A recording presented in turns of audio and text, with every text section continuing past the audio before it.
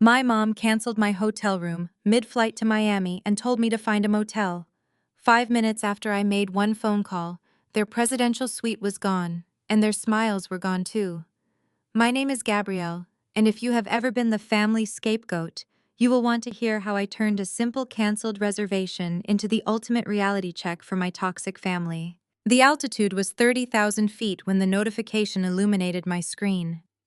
I was sitting in seat 2 Alpha, a first-class pod on a direct flight from Seattle to Miami, sipping sparkling water with a twist of lime. My laptop rested on the tray table, displaying lines of complex back-end code I was reviewing for my latest software update. The flight was supposed to be the start of a relaxing weekend, celebrating my mother Vivian and her 60th birthday. Instead, it became the exact moment I stopped playing the dutiful quiet daughter. The text message from my mother popped up, disrupting my focus on a critical encryption protocol. I opened it expecting a question about my arrival time, or perhaps a reminder about the dress code for the welcome dinner. What I read made my fingers freeze over the keyboard. "I canceled your room at the resort." The message began without any greeting. Connor's parents decided to fly in early. They are accustomed to luxury, so they need your suite. Find a Motel 6 near the airport or something similar. Do not make a scene tonight. This weekend is about Dominique and her new family. I read the message twice, letting the sheer audacity of the words sink in. There was no apology, no offer to help cover the cost of a last-minute booking during peak tourist season in Miami, and certainly no concern for my safety or comfort. I was simply being discarded, tossed aside, to accommodate the parents of my sister's husband. Connor Vanderbilt was a finance bro who wore pastel polo shirts and spoke with an unearned authority that set my teeth on edge. His family allegedly possessed generations of wealth, and my parents were desperate to secure their proximity to that whiteness and perceived elite status. To Vivian and my father Jerome, making the Vanderbilts comfortable was the ultimate prize. If that meant throwing their youngest daughter out onto the street, it was a price they were more than happy to pay. I did not cry. I did not panic. A few years ago, a message like this would have sent me into a spiral of self-doubt and desperate attempts to fix the situation. I would have scrambled to find a cheap room, apologizing for taking up space. But I was no longer the insecure girl who craved their validation. I closed the message thread, feeling a cold, clinical calm wash over me. The irony of the situation was almost too perfect. My family firmly believed I was a low-level customer service representative for a generic travel agency. They thought I spent my days wearing a headset and apologizing to angry tourists for canceled flights. I had never corrected them. I had never mentioned that I was the founder and chief executive officer of Lux Key Systems. My company developed and maintained the exclusive booking software used by the top-tier, ultra-luxury resort chains across the globe, including the exact 5-star Miami property where my mother was currently sipping champagne. I owned the platform they relied on.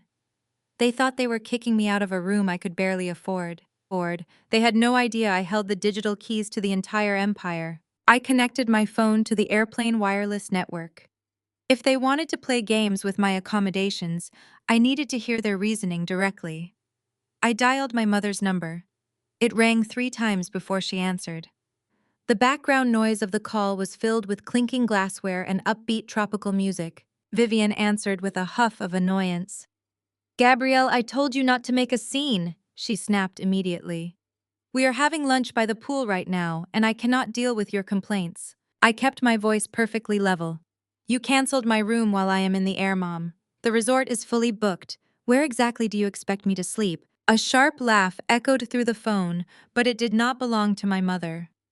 Dominique, my older sister and the undisputed golden child of the Washington family, had apparently taken the phone. "Come on, Gabby," Dominique drawled, her voice dripping with condescension.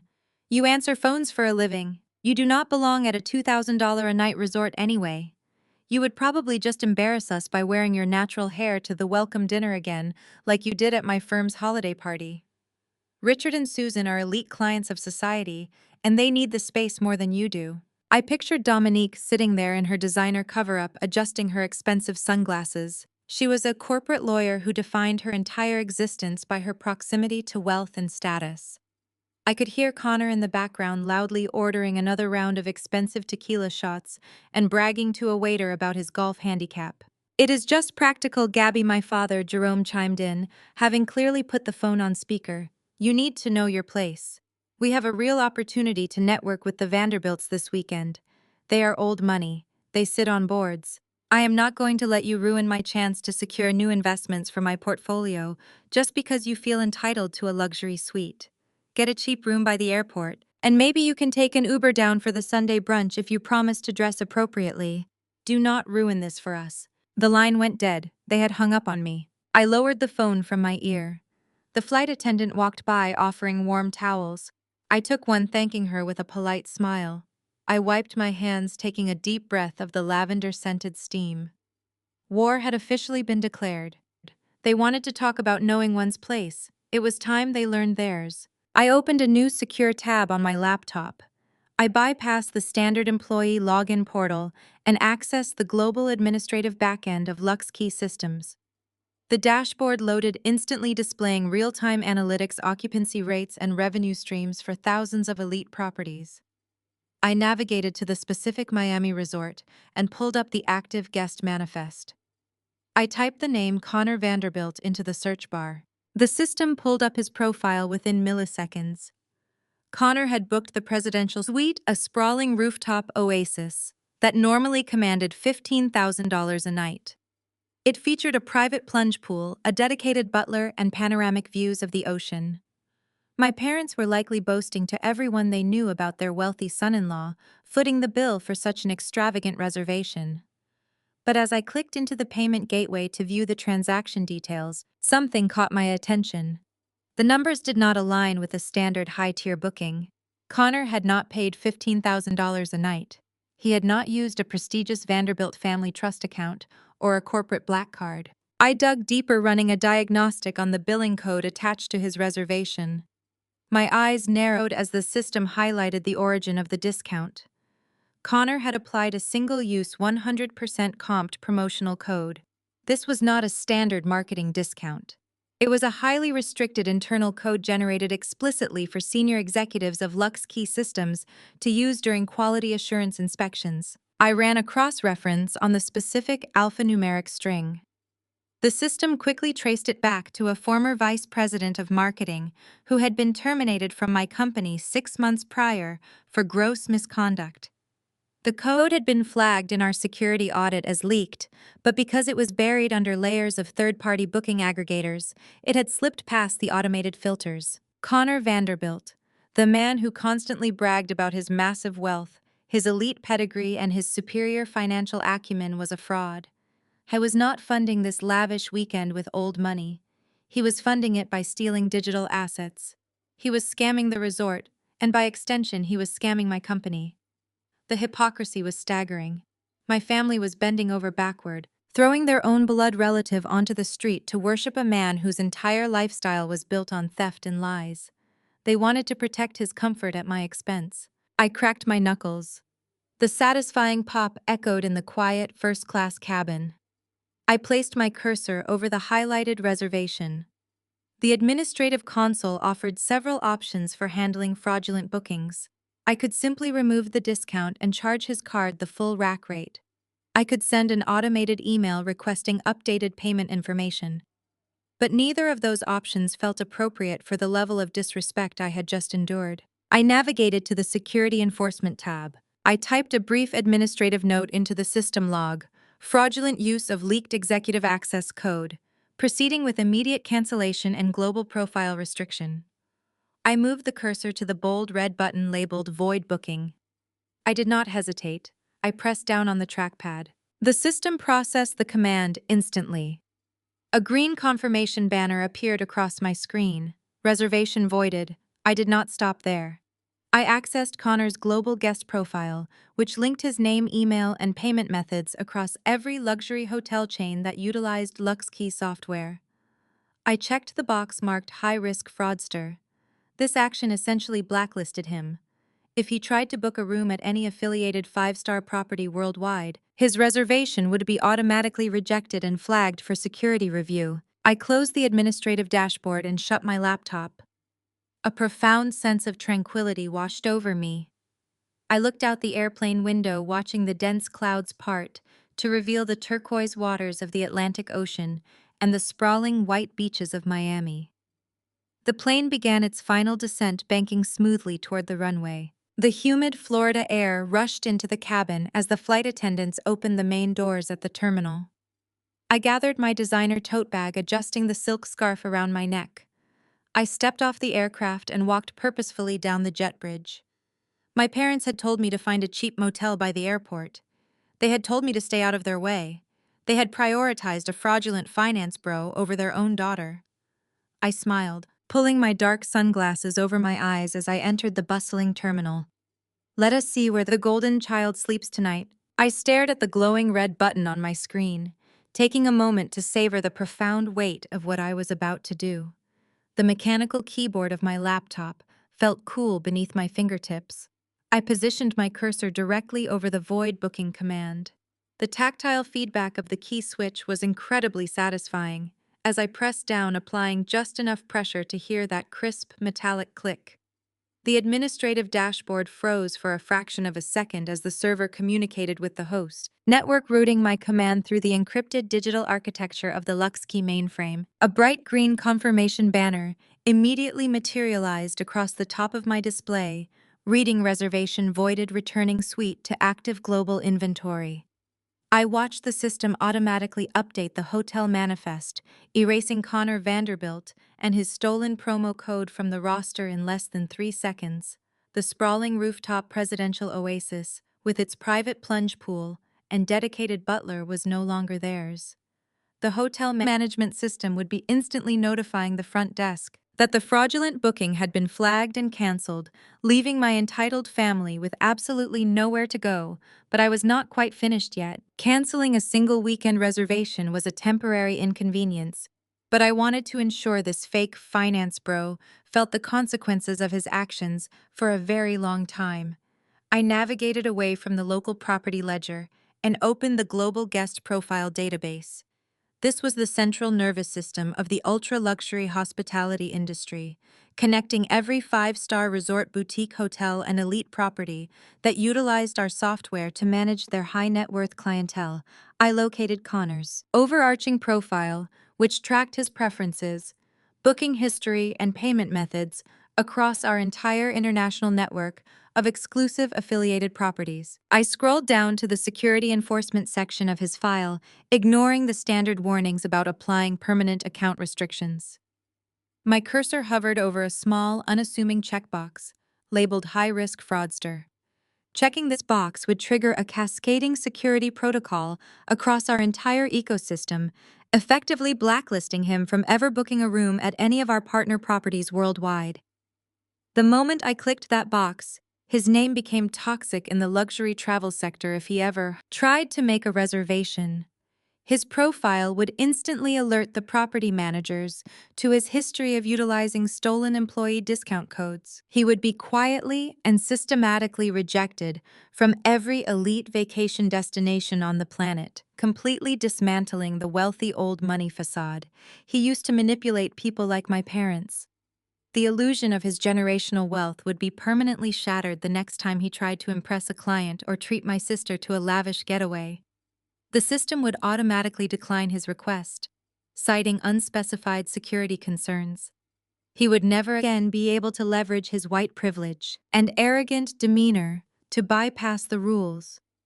The digital footprint of his theft would follow him everywhere, permanently tarnishing his reputation. The profound sense of justice settling in my chest was intoxicating. I closed the administrative dashboard, watching the complex data streams vanish from the screen before I gently shut my laptop. The satisfying thud of the aluminum casing matching the finality of my actions. I tucked the computer safely into my designer tote bag, feeling completely liberated from the heavy burden of my family's toxic expectations. For the first time in my life, I was no longer the frightened scapegoat desperately seeking crumbs of validation from a mother and father who only valued proximity to fake status and stolen wealth. The subtle shift in cabin pressure signaled that we were beginning our final descent into Miami.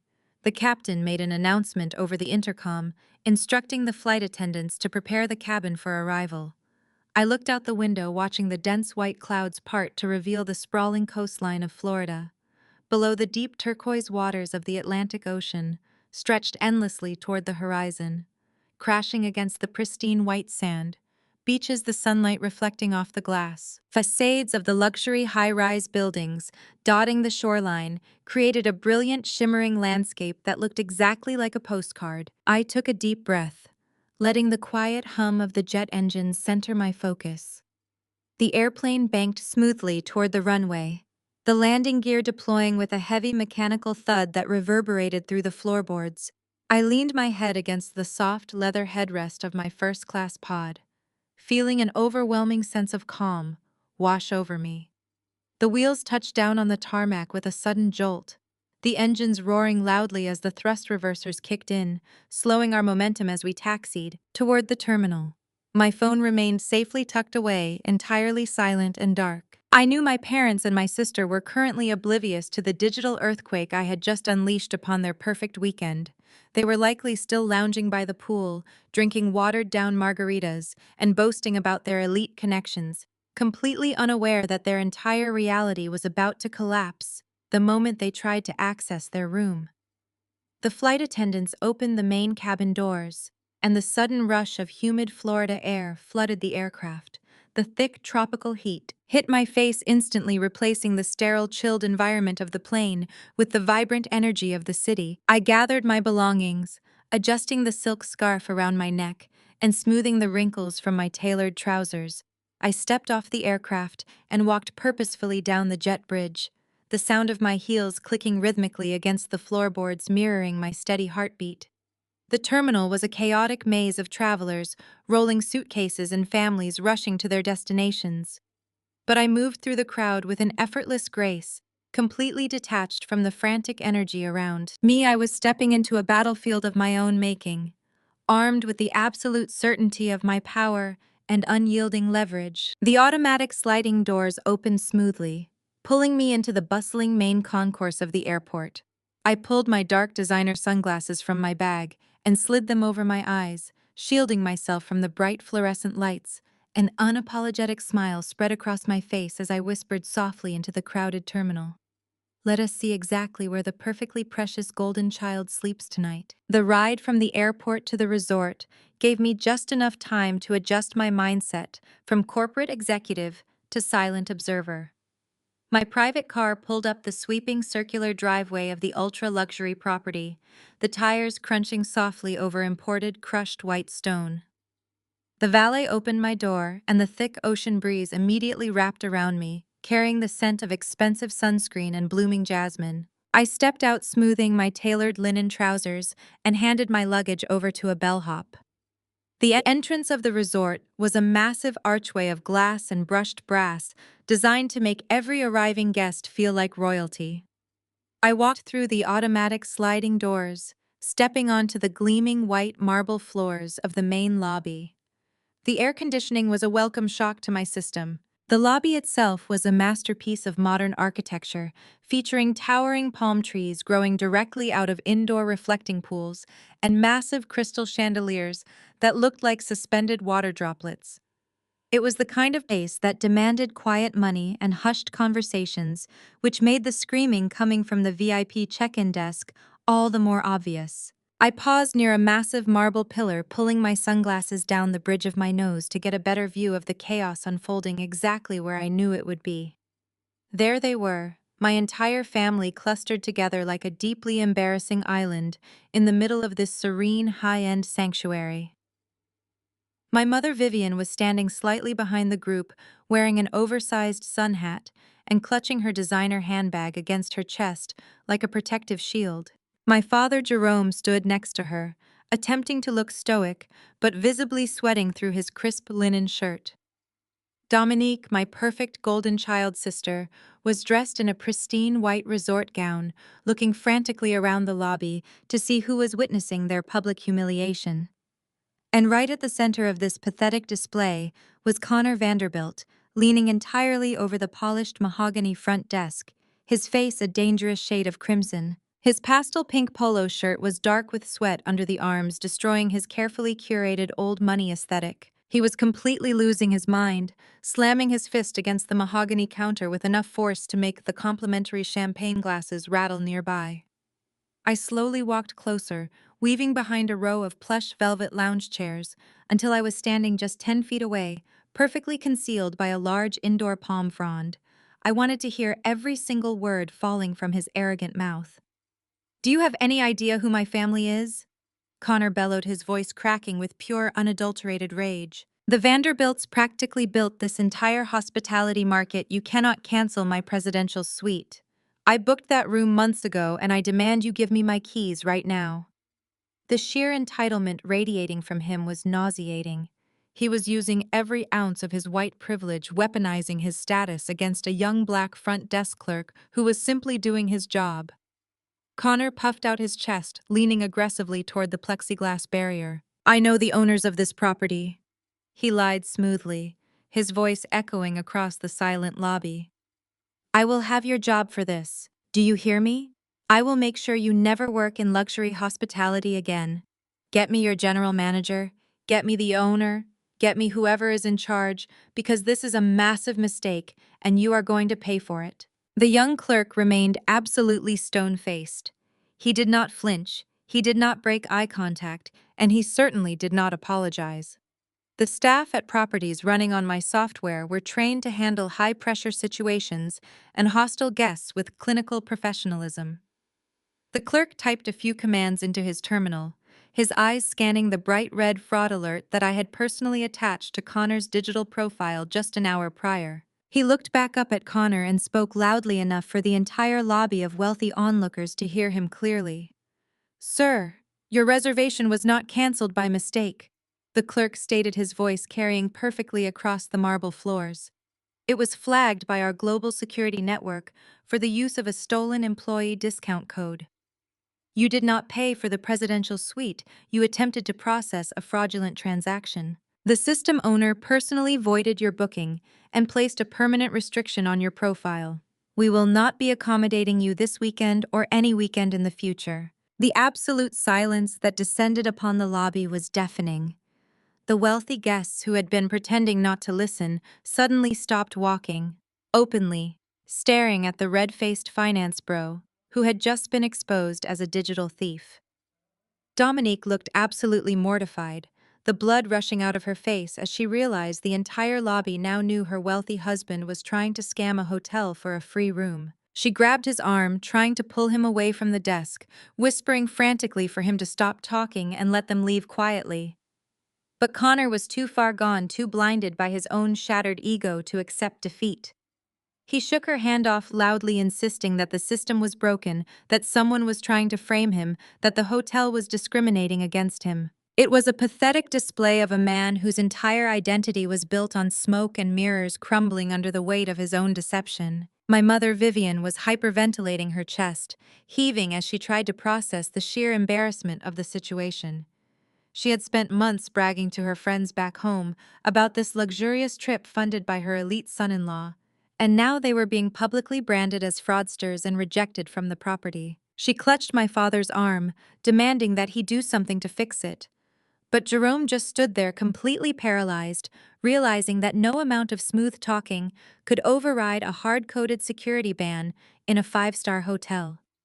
They were stranded, humiliated, and entirely out of options, waiting for someone to save them from their own greed. I stood behind the palm tree watching the absolute devastation wash over the family that had told me to find a cheap motel so I would not embarrass them. They were currently providing the most embarrassing spectacle this luxury resort had seen all season. I signaled a passing waiter, taking a glass of complimentary champagne from his silver tray. I took a slow sip, letting the crisp bubbles dance on my tongue, the sweet taste of absolute victory, validating every single choice I had made on that airplane and setting the perfect stage for my grand entrance. I moved with absolute deliberate slowness, absorbing every ounce of their public degradation as I approached the polished mahogany check-in desk, my designer tote bag resting comfortably on my shoulder. The air in the lobby was thick with the suffocating tension my family was currently radiating. Connor was still sputtering, red-faced and furious, struggling to comprehend a world where his perceived elite status held zero currency. Dominique was desperately tugging at his arm, trying to pull him away from the growing crowd of wealthy onlookers, while my father Jerome just stared blankly at the floor, completely emasculated by his inability to fix the situation. My mother, Vivian, was clutching her chest, taking shallow, erratic breaths as she realized her entire weekend of rubbing elbows with the ultra-rich was collapsing before it even began.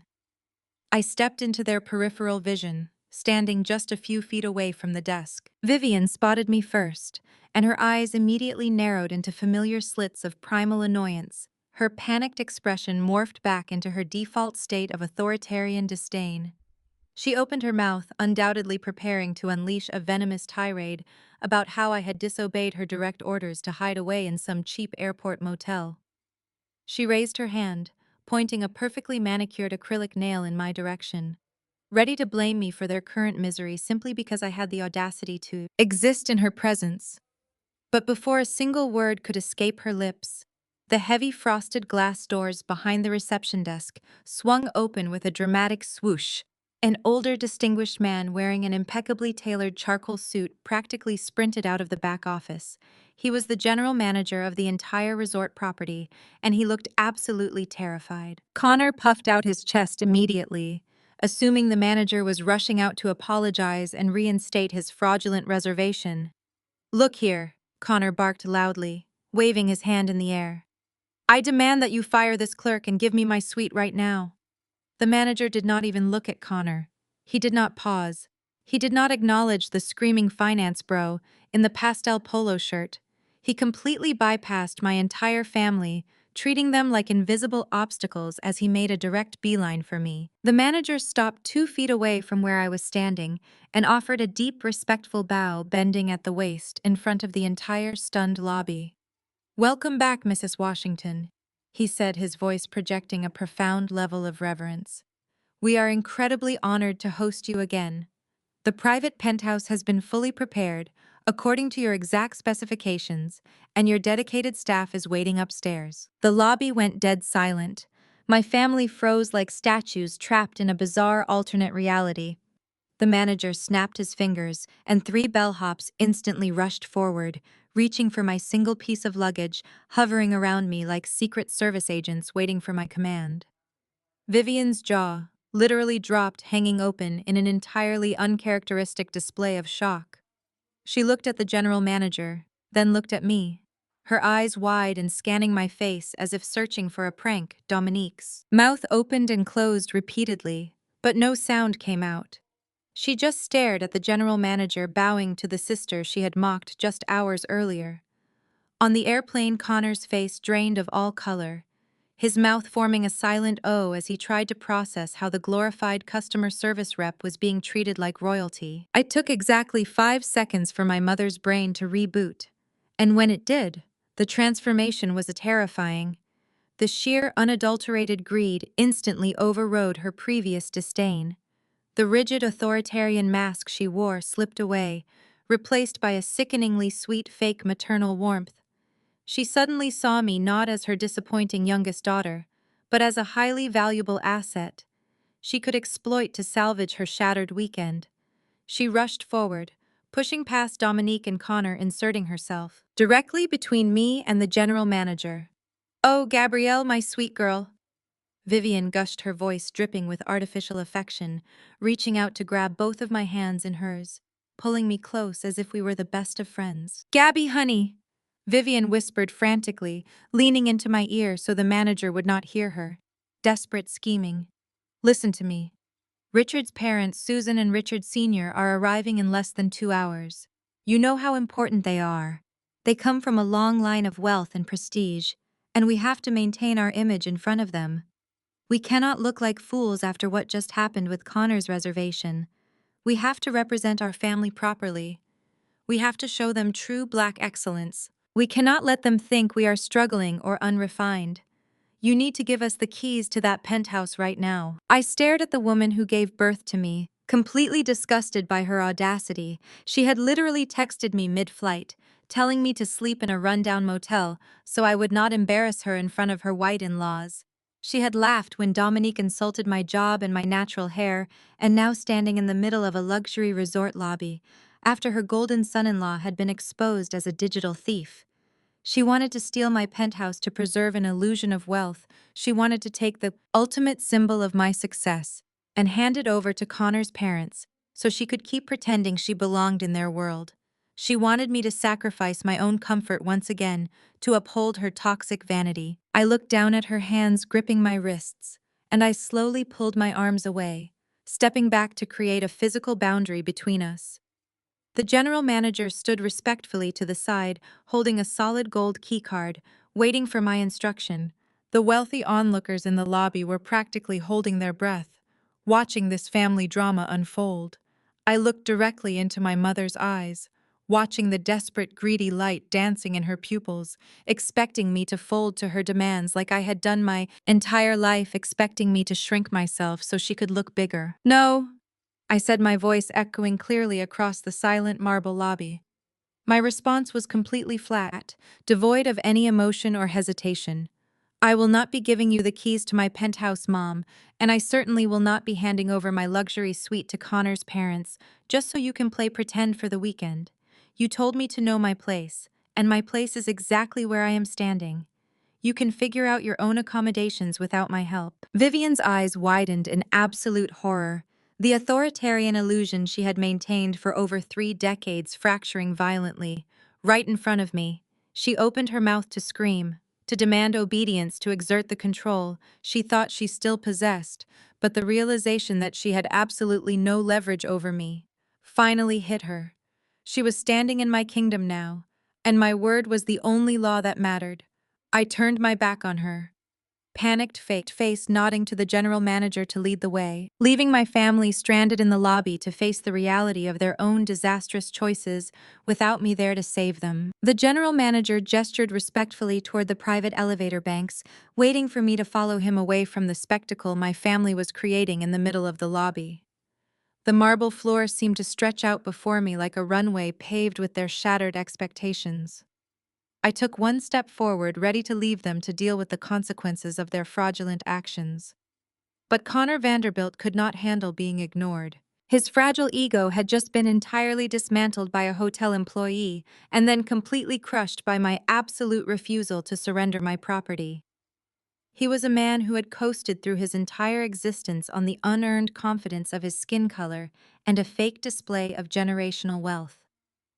Seeing a black woman, specifically his wife's sister, command the absolute respect of a luxury establishment while he was being publicly labeled a fraud short-circuited his brain. Connor lunged forward, deliberately stepping directly into my path to physically block me from following the general manager to the elevators. He puffed out his chest, attempting to physically intimidate me by looming over my personal space. The pastel pink polo shirt he wore was now completely ruined by dark sweat stains, and his face was still an unhealthy shade of flushed red. I was breathing heavily, trying to project an aura of dominant alpha male authority, but he just looked like a desperate cornered animal grasping at straws to regain control of a narrative that had completely slipped through his fingers. He reached into the breast pocket of his tailored linen trousers and pulled out a slim leather-bound checkbook. The gesture was so incredibly archaic and performative, it almost made me laugh out loud right there in the lobby. Who even carries a physical checkbook on a tropical vacation unless they are desperately trying to project an image of old money power? Connor flipped the leather cover open and retrieved a heavy gold-plated fountain pen from his other pocket, clicking it with an aggressive snap. He did not ask for permission to speak to me. He simply assumed his perceived financial superiority demanded my immediate attention and compliance. He began scribbling hastily on the paper, leaning the checkbook against his palm as he wrote. His hand was shaking slightly, betraying the panic bubbling just beneath his arrogant facade. He tore the check from the binding with a loud rip and held it out toward me, gripping it tightly between his fingers. He held it just inches from my face, expecting me to eagerly snatch it from his hand like a starving beggar being offered a crust of bread. His lips curled into a nasty, condescending sneer as he looked me up and down, taking in my presence with absolute disgust. Listen, Gabby, Connor said, his voice dripping with venomous superiority. Let us be completely honest here. You probably make what, $40,000 a year sitting in your little cubicle at that customer service call center. You cannot afford to stay at a place like this, and you definitely do not belong in a penthouse suite. You are out of your depth and you are embarrassing your parents.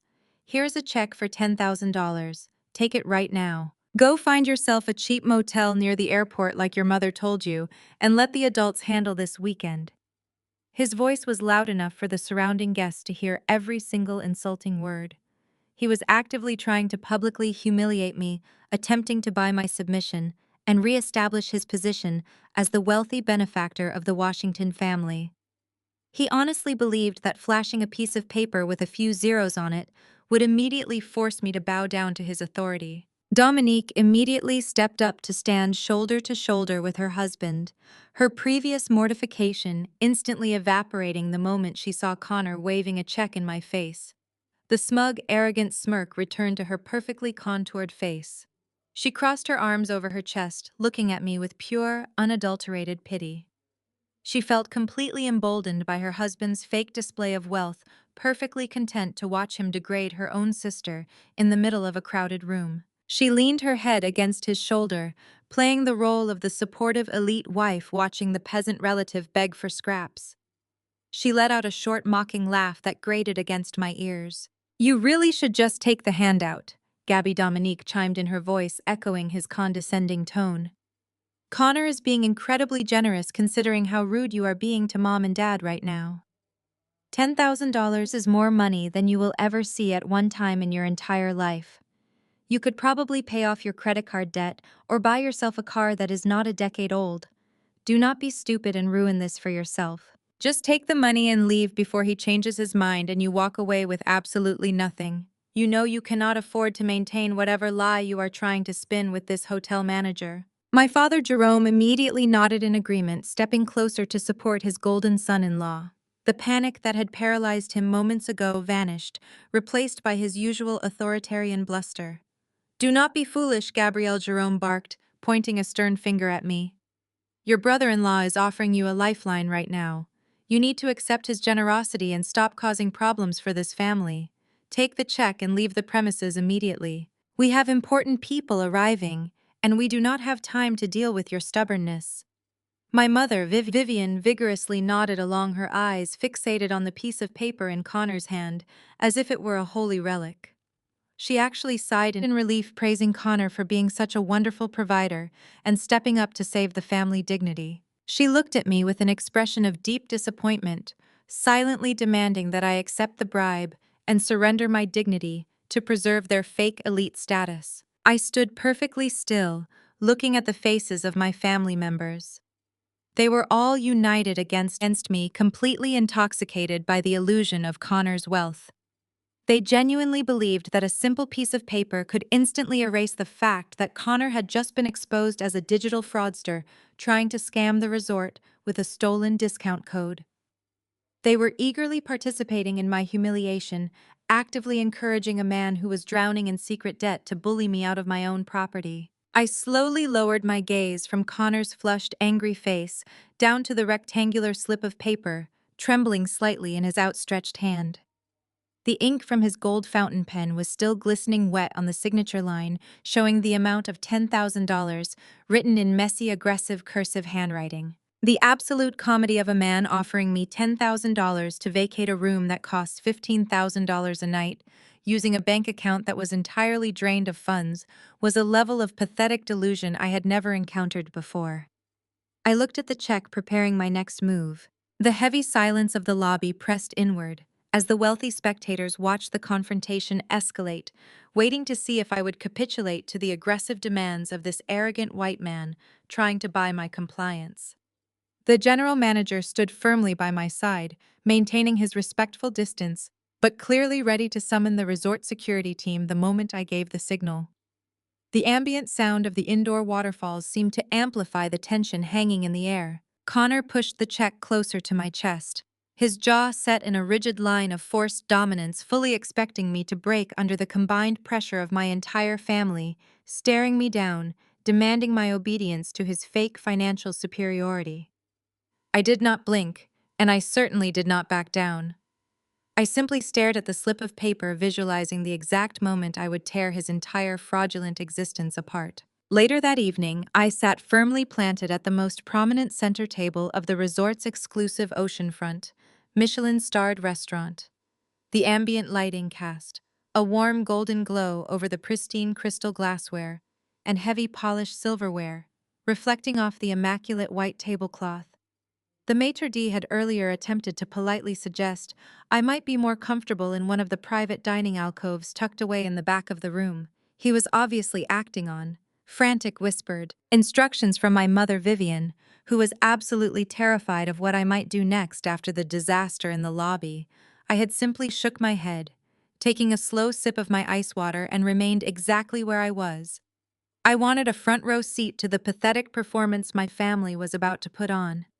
I watched the panicked energy radiating from Vivian and Jerome as they nervously rearranged their expensive napkins and checked their watches every few seconds, anticipating the arrival of the Vanderbilts. Dominique was furiously typing on her phone, likely threatening Connor to keep his mouth shut about the cancelled suite, while Connor himself was pounding his second gin and tonic, trying to drown the humiliation of his public exposure. Richard and Susan Vanderbilt finally made their grand entrance, sweeping into the quiet restaurant with the loud, unearned confidence of people who had never been told no in their entire lives. Richard was a tall man with thinning silver hair slicked back over his scalp, wearing a bespoke navy blazer that cost more than my father's first car. He walked with his chest puffed out, surveying the dining room as if he owned the building. Susan was a walking billboard for quiet luxury, draped in neutral beige, cashmere with a massive diamond tennis necklace, catching the dim light. She wore a perpetual expression of mild distaste, wrinkling her nose slightly, as if the air itself was not quite up to her exacting standards. They moved past the host stand without waiting to be seated, expecting the world to naturally part and make way for their elite presence. They approached our table, and the pathetic fawning began immediately. Vivian and Jerome practically tripped over themselves, standing up so fast their chairs scraped loudly against the marble floor. They rushed to greet the white in-laws, their voices raising an octave in that specific desperate pitch people use when they are trying to prove they belong in spaces that tolerate them. Dominique plastered on a wide, artificial smile, smoothing down the skirt of her designer dress, stepping forward to embrace her mother-in-law. Connor quickly stood up, trying to mask his lingering panic with forced, boisterous laughter, aggressively shaking his father's hand as if to prove he was still the successful alpha male he pretended to be. Susan barely acknowledged my parents' overly enthusiastic greetings before her pale blue eyes landed directly on me. She did not introduce herself. She did not offer a polite hello. She did not even ask my name. Instead, she walked right past. My mother reached out her pale hand without a single ounce of hesitation or permission, and sank her fingers directly into my freshly braided hair. I sat completely frozen in my chair as she physically invaded my personal space, inspecting my protective style by rubbing the synthetic hair roughly between her thumb and forefinger, like she was evaluating cheap textiles at a foreign street market. "Oh, wow," Susan said, her voice loud and carrying across the quiet restaurant, making several nearby diners turn their heads. "How long does it take your people to do this? It feels so unusual, almost like actual rope." I slowly turned my head, forcing her hand to drop away from my personal space. I stared directly into her eyes, refusing to soften my expression or offer the polite, submissive smile.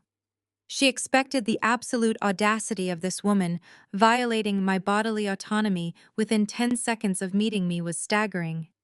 But what sickened me more was watching my own mother, Vivian, immediately laugh off the blatant microaggressions, stepping in to excuse Susan's racist behavior. "Oh, Susan, you know how the younger generation is always experimenting with urban trends," Vivian chimed in, her voice dripping with nervous appeasement, waving her hand dismissively at my hair.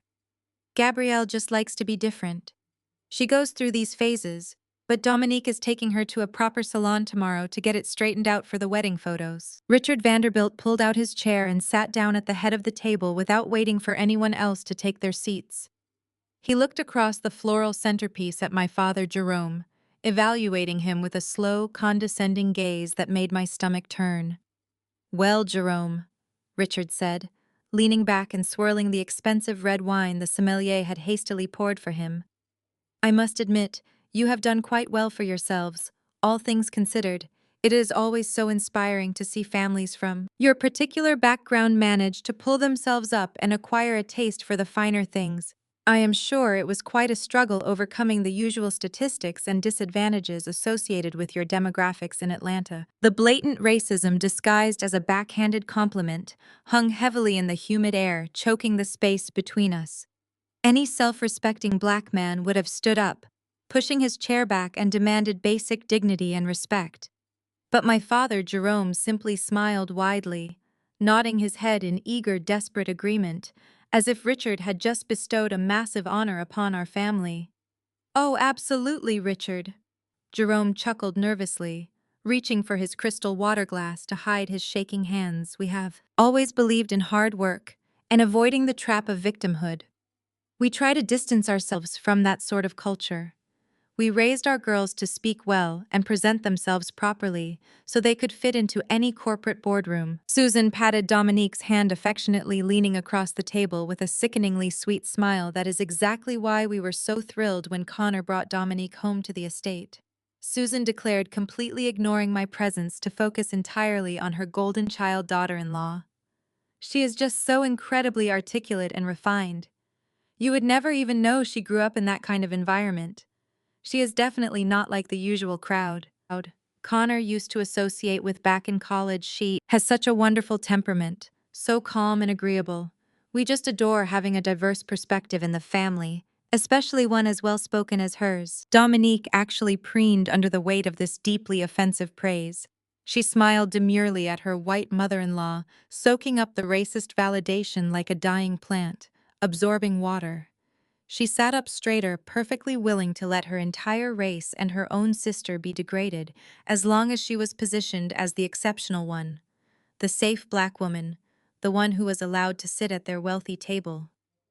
Dominique shot me a smug, superior look from across the floral arrangement silently, telling me to learn from her example. She was reveling in the fact that the Vanderbilts approved of her while treating me like a fascinating but ultimately repulsive museum exhibit. I sat in my chair, seething with a quiet, dangerous energy, watching my family completely sell their souls and their dignity for the illusion of proximity to old money.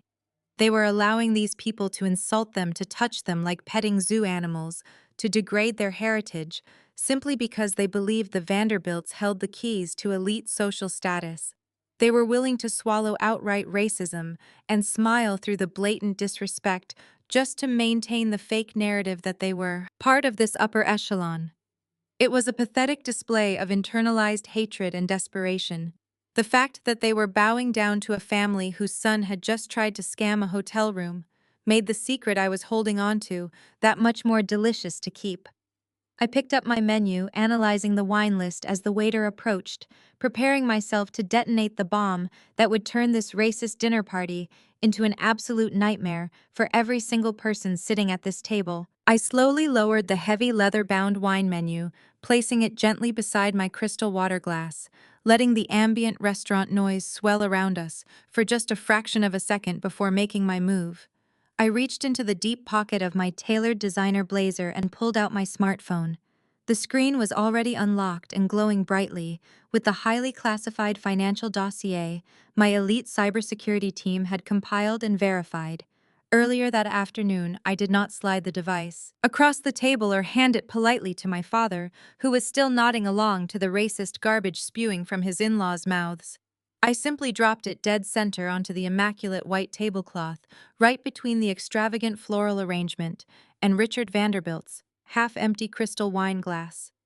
The heavy thud of the phone hitting the solid mahogany table underneath the fine linen echoed sharply, drawing the immediate and undivided attention of every single person sitting with us. The arrogant smirk that had been permanently plastered across Richard's face momentarily faltered, replaced by a look of profound confusion as he stared down at the glowing screen, illuminating the dim space around it. I leaned forward, resting my elbows gracefully on the table, and interlaced my fingers, resting my chin on my hands as I locked eyes directly with the man who had just spent the last 20 minutes degrading my heritage and insulting my family. With a sickly sweet smile creeping across my face, I finally spoke, shattering the racist illusion they had all been so desperately clinging to. "That is a truly fascinating fairy tale you just spun for us, Richard," I said, my voice perfectly modulated, carrying the crisp, authoritative tone of a chief executive officer taking control of a boardroom. "It really is a beautiful story about generational wealth and providing for my sister. But unfortunately, it is completely fictional because according to the public financial records cross-referenced by the fraud alert, my security network automatically attached to Connor's IP address when he tried to hack my reservation system, the legendary Vanderbilt Trust Fund, completely dried up exactly 5 years ago. The absolute silence that fell over our table was so heavy, it felt like the air pressure in the room had suddenly dropped. Susan stopped breathing altogether, her pale hand freezing midway to her wine glass, her diamond tennis necklace catching the light as she stiffened in her chair. Richard blinked rapidly, his mouth opening and closing as his brain struggled to process the reality that a black woman he had just been mocking was currently dismantling his entire aristocratic facade. He puffed out his chest, trying to summon the arrogant old money authority he had weaponized earlier, but the confidence was entirely gone, replaced by the panicked stammering of a man caught in a massive lie. "What kind of absolute nonsense are you talking about?" Richard blustered, his face turning a deep shade of crimson. "How dare you look into our private financial matters? You have no idea what you are looking at. You are just a clueless girl trying to cause drama because you are jealous of your sister and her new lifestyle." "I am not jealous of a woman who is legally bound to a sinking ship," I replied smoothly, shifting my gaze from Richard directly to Connor, who was currently gripping the edge of the table so hard his knuckles were turning stark white. "Let us go through the actual numbers, shall we? Since you all seem to value financial transparency so much." Connor currently has exactly $0 to his name. In fact, he is aggressively in the negative. My security team pulled his shadow accounts and found that your perfect wealthy son is currently drowning in over $400,000 of illicit sports gambling debt across multiple offshore betting platforms. He owes money to people who do not send polite collection notices in the mail.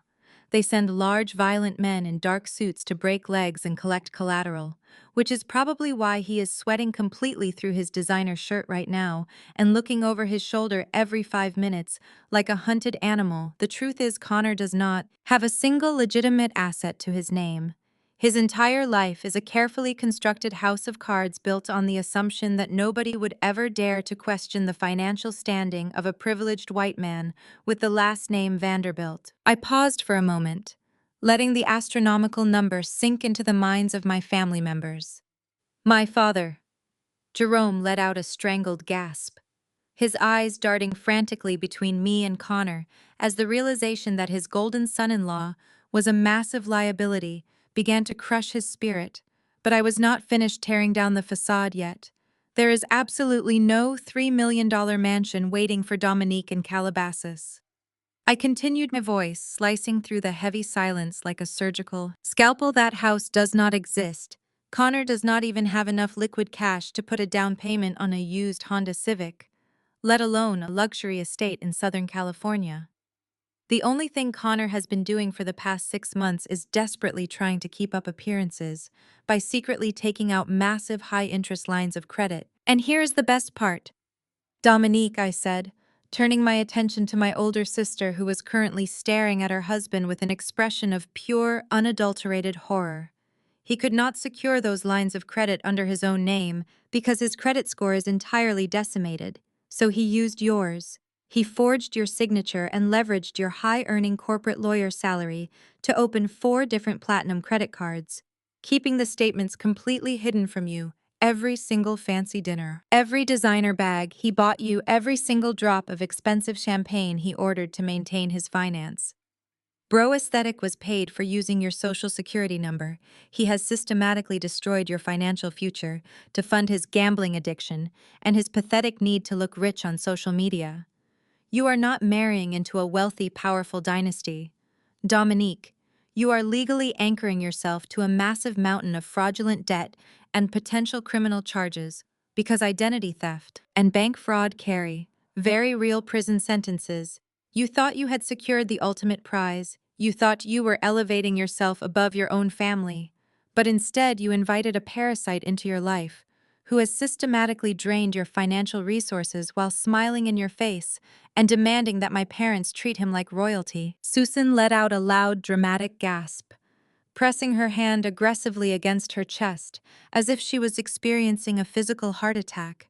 Looking around the restaurant to see if anyone had overheard my devastating exposure, the wealthy white woman who had just invaded my personal space and insulted my hair was now shrinking into her cashmere sweater, looking small and completely pathetic. Dominique slammed her hands down on the table, causing the silverware to rattle wildly, her perfectly contoured face contorting into a mask of denial and rage. She pointed a shaking finger at me across the floral centerpiece. "You are a liar!" Dominique screamed, her voice cracking, as the carefully constructed illusion of her elite marriage evaporated before her very eyes. "You are just a bitter, jealous liar who cannot stand the fact that I found a successful, wealthy man while you are still single and working on computers. You fabricated all of this just to ruin my weekend because you hate seeing me happy." I did not even flinch at her screaming. I calmly picked up my phone from the center of the table and tapped the screen twice. Opening the comprehensive financial dossier my team had compiled, I turned the screen around and slid it directly in front of Dominique, displaying the undeniable proof. The PDF documents clearly showed the offshore betting ledgers, the empty trust fund statements, and the 4 maxed-out credit cards, all officially registered under Dominique's legal name with Connor's digital signature attached as an authorized user. Dominique stared down at the glowing screen, her eyes rapidly scanning the black and white proof of her husband's ultimate betrayal. The denial completely vanished from her eyes, replaced by a bottomless, terrifying realization that she had been utterly played. I looked over at Connor to witness his final pathetic collapse. He looked exactly like a man standing on the gallows, waiting for the wooden floor to drop out from beneath him. His skin had turned a sickly, translucent shade of gray, and heavy sweat was visibly beading on his forehead and dripping down the sides of his face, pooling in the collar of his ruined pastel shirt. He opened his mouth to offer some kind of pathetic explanation or desperate excuse to his wife and his deeply embarrassed parents, but he was completely speechless. His breathing became incredibly shallow and rapid, his eyes darting wildly toward the restaurant exit, looking as if he was about to physically faint right out of his chair and hit the marble floor. The arrogant alpha male finance bro who had tried to buy my silence with a fake $10,000 check in the lobby just hours ago was now reduced to a trembling, terrified shell of a human being, stripped of his false power and exposed to the harsh light of reality. Susan and Richard were equally paralyzed, staring at their son in abject horror, unable to defend the boy they had just been touting as a paragon of white excellence.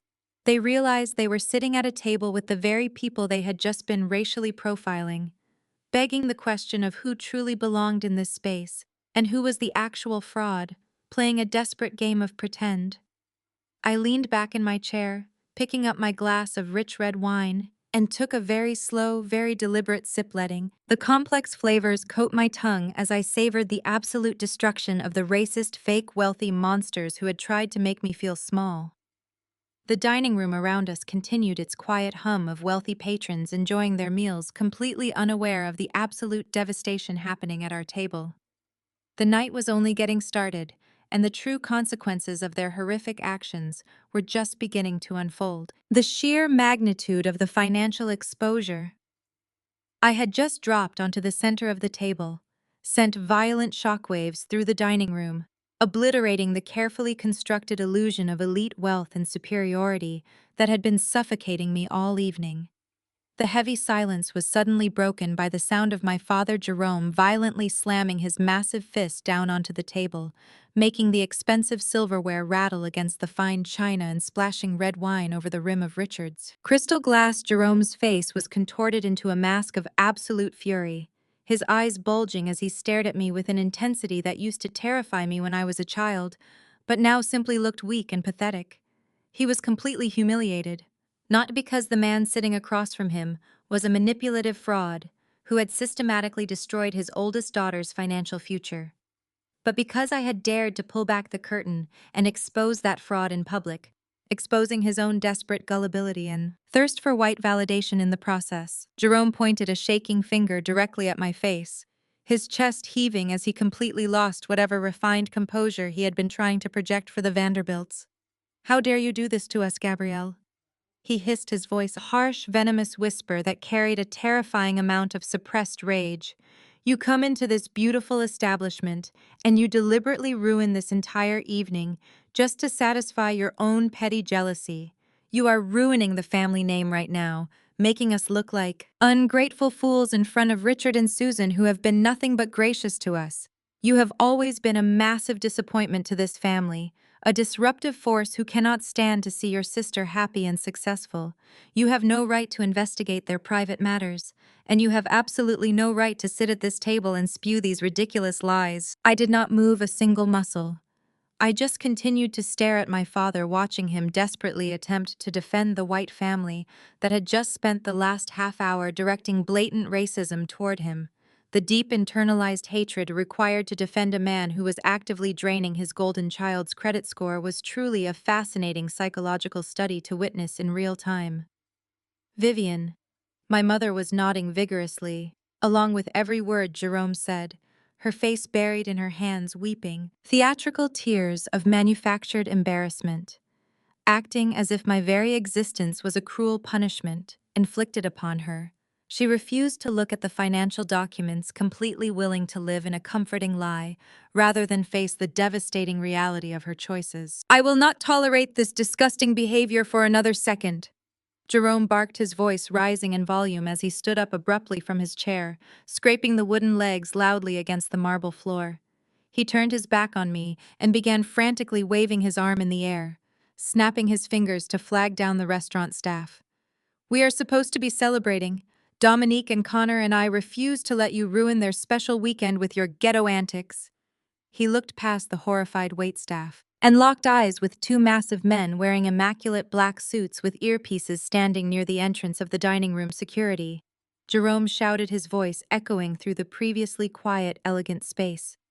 "Security, get over here immediately. We have a major disturbance at this table that needs to be handled." The wealthy patrons at the surrounding tables had completely abandoned their meals at this point, openly turning in their seats to watch the spectacle unfold. The two towering security guards immediately stepped forward, navigating swiftly through the maze of tables with silent professional efficiency.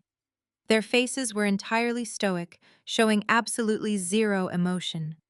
As they approached our center table, Jerome puffed out his chest, standing tall and trying to project an aura of absolute dominance and authority as the guards stopped right beside him, acting as if he was the supreme commander of the entire resort. "Thank goodness you are here," Jerome stated, adjusting his suit jacket and gesturing aggressively toward where I was sitting. "This woman is causing a massive scene and harassing our VIP guests. She is incredibly unstable and she is completely ruining our private family dinner.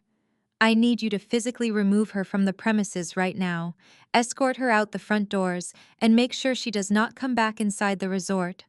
We cannot enjoy our evening with her sitting here acting like a deranged lunatic. You need to throw her out before she causes any more damage to our reputation." Dominique crossed her arms over her chest, a wicked, triumphant smile spreading across her tear-stained face, fully expecting to watch me be dragged out of the restaurant, kicking and screaming, while she remained safely seated next to her fraudulent husband. Susan and Richard Vanderbilt both let out simultaneous sighs of dramatic relief, leaning back in their chairs as they prepared to watch the troublesome black woman be forcibly ejected from their elite sphere of existence. They honestly believed that their status would automatically shield them from any consequences, and that the security team would unquestioningly obey the commands of an angry man demanding my removal. The head of security, a giant of a man with broad shoulders and a terrifyingly calm demeanor, did not reach for me.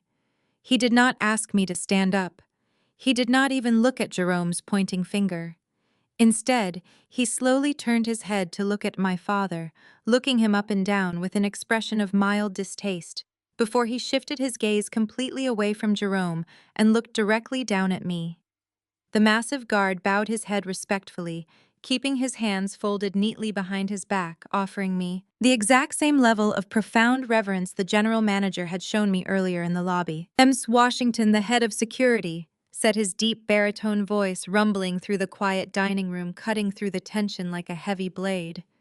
"Is this table bothering you? Ma'am, we received a notification from the general manager that you were dining with us tonight, and we want to ensure your experience is absolutely flawless. If these people are causing a disturbance or making you uncomfortable in any way, we can have them immediately escorted off the property and ban them from the resort premises. Just give the word, and we will remove them for you right now." The instantaneous, absolute destruction of my father's fragile ego was a beautiful masterpiece to witness. The color completely vanished from his face, leaving him looking like a hollowed-out ghost. Dominique's triumphant smile instantly shattered, morphing into an expression of sheer, unadulterated terror as she realized the security team was asking for my permission to throw them out into the street. Vivian let out a sharp squeak of pure panic, pressing her hand against her mouth as the devastating reality finally crashed down upon them. I did not just have a successful tech career. I literally owned the room. I owned the restaurant. I owned the security team. I owned the very ground they were standing on, and my word was the absolute, unquestionable law of the land. The Vanderbilts did not wait for my answer. Richard Vanderbilt scrambled out of his chair so fast he nearly knocked over his expensive wine glass, grabbing Susan by the arm and pulling her toward the exit. They abandoned Connor, completely fleeing the restaurant in a state of sheer, absolute humiliation, desperate to escape the toxic fallout of their son's exposed lies and the terrifying realization that they had just spent an hour insulting the billionaire owner of the resort. Connor tried to follow them, stumbling over his own feet as he scrambled away from the table, his pastel shirt soaked with nervous sweat, leaving Dominique sitting there entirely alone. Dominique slowly stood up from her chair, her designer dress looking suddenly cheap and pathetic. She did not cry, she did not apologize. She just glared at me with a look of pure, concentrated hatred, her eyes burning with a furious vow of revenge. She had lost her fake elite status, her wealthy in-laws, and her perfect facade, all in the span of 10 minutes because she chose to mess with the wrong sister. I smiled up at her, raising my glass in a silent mock toast, watching her turn and walk away into the humid Miami night, preparing herself to wage a war she had absolutely no chance of winning. The morning sun filtered through the floor-to-ceiling windows of my penthouse suite, casting a brilliant golden light across the imported hardwood floors. The absolute chaos of the previous night felt like a distant memory, completely washed away by the magnitude of what today represented. I stood in front of the massive vanity mirror, wearing a custom-tailored emerald green power suit, while my personal styling team finished pinning my braids into an elegant, intricate updo. Today was not just another day at the office, it was the absolute pinnacle of my entire professional career. I was scheduled to host a massive corporate gala down in the grand ballroom of the resort, an exclusive event designed to publicly announce Luxake's newest and most aggressive global acquisition to a room filled with industry titans, billionaire investors, and elite hospitality executives. Everything had to be absolutely flawless. Down to the smallest detail, the catering team had been prepping since dawn, the audiovisual technicians were running their final sound checks, and the sheer gravity of the impending business deal buzzed in the air like electric current. My assistant, Sydney, burst through the double doors of the penthouse suite, clutching her tablet against her chest. She was a brilliant, efficient woman who rarely showed any signs of panic, but right now she was breathing heavily. Her eyes wide with alarm, she practically sprinted across the suite, dodging the styling team to stand directly beside my chair. Her fingers flying across her screen, pulling up security feeds from the ground floor. She did not even wait for me to acknowledge her before she started speaking rapidly, pouring out the details of a rapidly escalating disaster. "Ms. Washington, we have a massive security situation developing in the main lobby," Sydney said, her voice tight with urgency, attempting to keep her volume low so the stylist would not overhear the highly sensitive family details. "Your sister Dominique is currently standing at the concierge desk, and she is absolutely losing her mind. She is waving around a thick stack of legal documents printed on heavy cardstock, bearing the official watermarked letterhead of her prestigious corporate law firm. She is aggressively threatening the hotel management, claiming that she is acting as a senior legal counsel, and she is demanding that they immediately cancel your entire event and permanently lock the doors to the grand ballroom. I held up my hand, signaling the styling team to step back for a moment, giving me the necessary space to process this fascinating new information. I turned to look at Sydney, keeping my face entirely devoid of emotion, completely refusing to let my sister's desperate toxicity ruin my focus. What exactly is she claiming in these documents? I asked, my voice smooth and unbothered, leaning back in the velvet chair as if we were discussing the weather rather than a high-stakes legal threat. Sydney swallowed hard, turning her tablet so I could clearly see the live security feed. Dominique was indeed pacing furiously in front of the marble desk, wearing a sharp-tailored business suit, looking completely unhinged as she yelled at the same general manager who had bowed to me yesterday. She has somehow managed to draft a highly detailed but entirely bogus cease and desist order, Sydney explained. Reading from a digital scan, the front desk had just forwarded to our internal security system. Dominique is falsely claiming that Luxakey Systems is currently under an active federal investigation for massive corporate fraud and international money laundering. She is telling the resort management that hosting our acquisition gala on their property will make the hotel legally liable and actively complicit in an ongoing criminal conspiracy. She is threatening to personally sue the resort owners for hundreds of millions of dollars on behalf of her law firm if they do not physically shut down our event right this very second. She is demanding they cut the main power grid to the ballroom and call the Miami Police Department to have you arrested. The sheer audacity of her blinding desperation was almost breathtaking. Dominique had spent her entire existence defining herself by her prestigious law degree, using her corporate credentials as a heavy blunt weapon to make everyone else in our family feel small and utterly insignificant after being completely humiliated at dinner last night, after realizing her perfect wealthy husband was nothing but a broke gambling fraudster, and watching her precious golden child status shatter into a million irreparable pieces on the restaurant floor. She had finally snapped. Her fragile ego could not process the reality that I was the one holding all the power. She was now illegally abusing her senior position at a top-tier corporate law firm, forging unauthorized legal documents, and committing blatant, actionable slander, simply because she could not stomach the idea of watching her scapegoat sister succeed on a global scale. She was incredibly willing to burn her entire prestigious career to the ground, just to throw dirt on my name and ruin my morning. Sydney looked at me anxiously, waiting for my explicit command. The hotel security team is standing by right now, Mrs. Washington. Sydney said, her thumb hovering over the red communication button on her tablet. They are urgently asking if you want them to physically remove her from the property again. They can easily have her arrested for trespassing, forging legal documents, and creating a massive public disturbance before any of the important gala guests arrive. We can shut this down right now before it even starts and keep her entirely out of sight. I looked back at the vanity mirror, staring at my own reflection, taking in the confident, powerful woman looking back at me. I thought about all the years Dominique had deliberately sabotaged my happiness, the times she had ruined my college projects out of pure jealousy, the racist microaggressions she had happily endorsed from her white in-laws just to secure her proximity to fake wealth, the way she had mockingly belittled my job and my natural hair. Just yesterday on the airplane, she honestly thought she was a legal mastermind, executing a brilliant checkmate against a helpless opponent. She thought she was using the ultimate weapon to put the lowly customer service rep permanently back in her place. She had absolutely no idea that she was walking blindly into a high-security corporate minefield, carrying a lit match. I smiled a slow, highly dangerous smile that made my assistant pause in her tracks. "Do not stop her," I said, my voice dropping to a low, terrifying register. "Send a direct override order to the general manager and the head of security. Tell them to stand down completely. Let her walk right past the velvet ropes.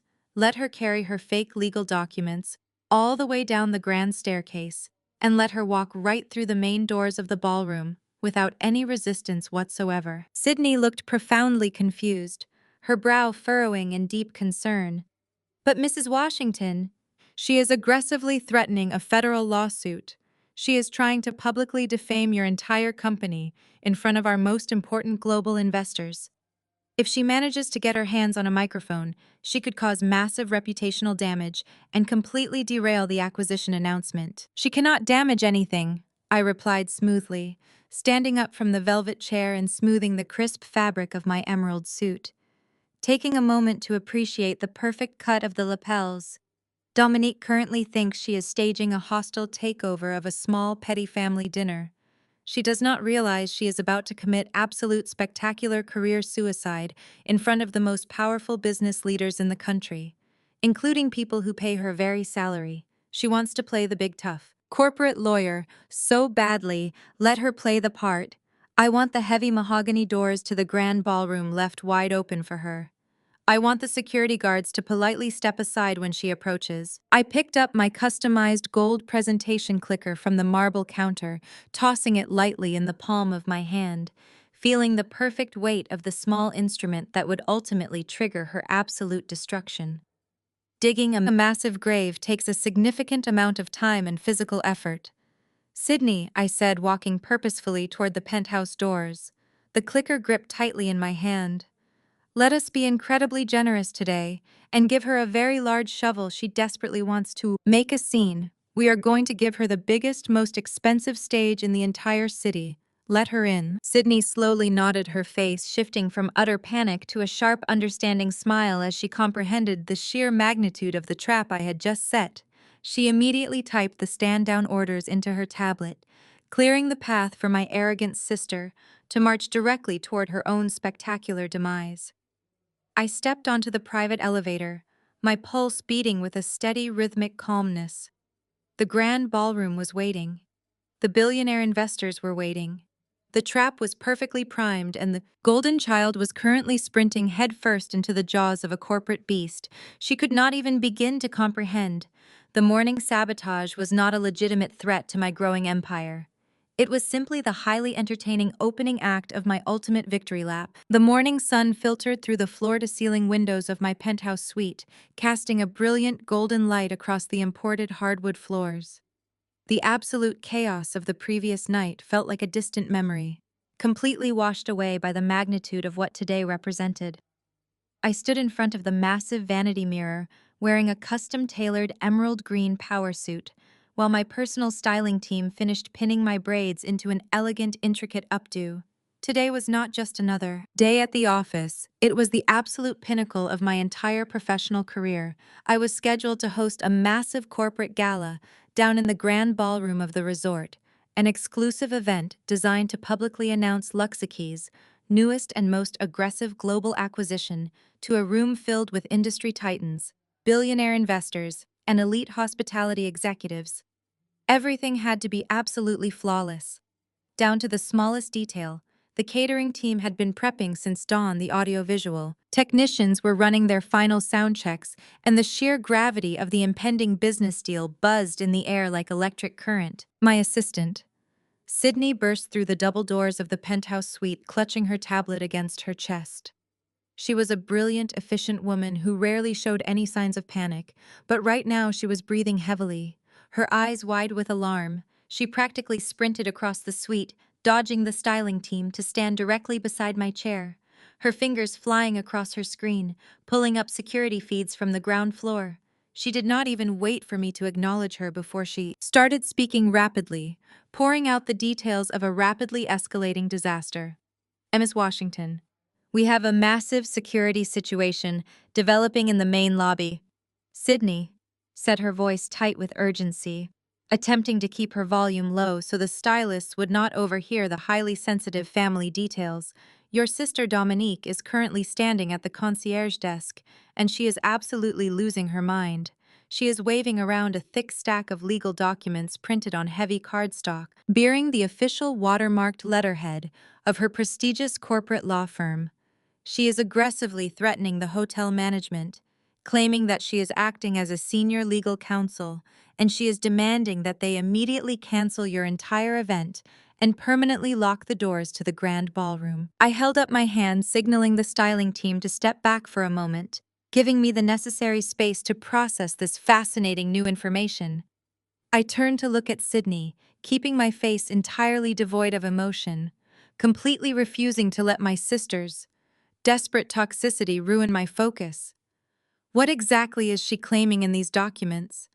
I asked, my voice smooth and unbothered, leaning back in the velvet chair, as if we were discussing the weather, rather than a high-stakes legal threat. Sydney swallowed, hard turning her tablet, so I could clearly see the live security feed. Dominique was indeed pacing furiously in front of the marble desk, wearing a sharp-tailored business suit, looking completely unhinged as she yelled at the same general manager who had bowed to me yesterday. She has somehow managed to draft a highly detailed but entirely bogus cease and desist order, Sydney explained. Reading from a digital scan, the front desk had just forwarded to our internal security system. Dominique is falsely claiming that Luxakey Systems is currently under an active federal investigation for massive corporate fraud and international money laundering. She is telling the resort management that hosting our acquisition gala on their property will make the hotel legally liable and actively complicit in an ongoing criminal conspiracy. She is threatening to personally sue the resort owners for hundreds of millions of dollars on behalf of her law firm. If they do not physically shut down our event right this very second, she is demanding they cut the main power grid to the ballroom and call the Miami Police Department to have you arrested. The sheer audacity of her blinding desperation was almost breathtaking. Dominique had spent her entire existence defining herself by her prestigious law degree, using her corporate credentials as a heavy blunt weapon to make everyone else in our family feel small and utterly insignificant. After being completely humiliated at dinner last night, after realizing her perfect wealthy husband was nothing but a broke gambling fraudster, and watching her precious golden child status shatter into a million irreparable pieces on the restaurant floor. She had finally snapped. Her fragile ego could not process the reality that I was the one holding all the power.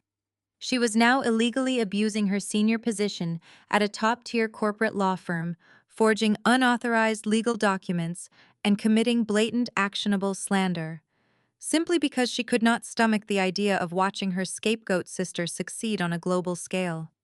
She was incredibly willing to burn her entire prestigious career to the ground, just to throw dirt on my name and ruin my morning. Sydney looked at me anxiously, waiting for my explicit command. The hotel security team is standing by right now. Mrs. Washington. Sydney said, her thumb hovering over the red communication button on her tablet. They are urgently asking if you want them to physically remove her from the property again.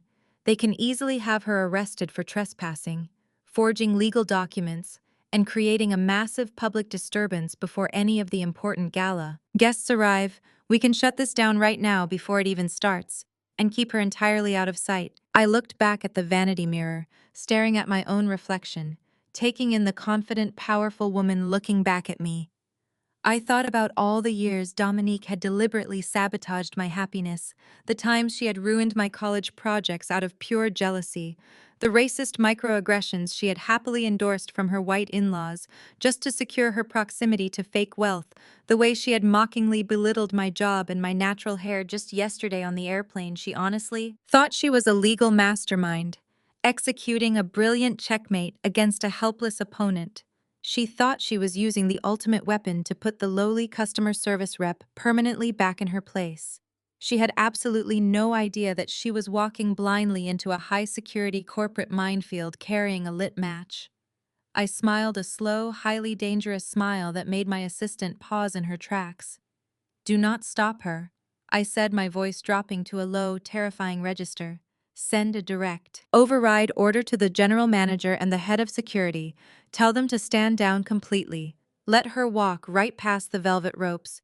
Let her carry her fake legal documents all the way down the grand staircase, and let her walk right through the main doors of the ballroom without any resistance whatsoever." Sydney looked profoundly confused, her brow furrowing in deep concern.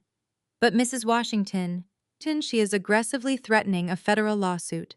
She is trying to publicly defame your entire company in front of our most important global investors.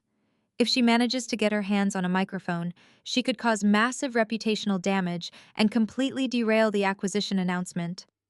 She cannot damage anything, I replied smoothly, standing up from the velvet chair and smoothing the crisp fabric of my emerald suit, taking a moment to appreciate the perfect cut of the lapels. Dominique currently thinks she is staging a hostile takeover of a small petty family dinner. She does not realize she is about to commit absolute spectacular career suicide in front of the most powerful business leaders in the country, including people who pay her very salary. She wants to play the big tough corporate lawyer so badly. Let her play the part. I want the heavy mahogany doors to the grand ballroom left wide open. For her, I want the security guards to politely step aside when she approaches.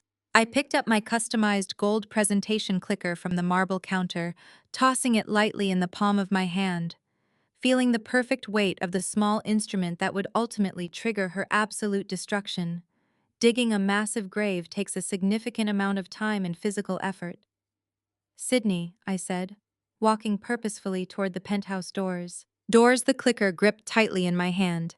Let us be incredibly generous today and give her a very large shovel. She desperately wants to make a scene. We are going to give her the biggest, most expensive stage in the entire city. Let her in. Sydney slowly nodded her face, shifting from utter panic to a sharp, understanding smile as she comprehended the sheer magnitude of the trap I had just set. She immediately typed the stand-down orders into her tablet, clearing the path for my arrogant sister to march directly toward her own spectacular demise. I stepped onto the private elevator, my pulse beating with a steady, rhythmic calmness. The grand ballroom was waiting. The billionaire investors were waiting. The trap was perfectly primed, and the golden child was currently sprinting headfirst into the jaws of a corporate beast she could not even begin to comprehend. The morning sabotage was not a legitimate threat to my growing empire. It was simply the highly entertaining opening act of my ultimate victory lap. Dominique reaches the edge of the stage, panting heavily, her chest heaving as she clutches her fabricated legal documents. She stops right at the boundary of the VIP seating section, completely oblivious to the identities of the people sitting just inches away from her. She is riding the absolute high of her perceived victory, a smug, vindictive smile stretching across her perfectly contoured face.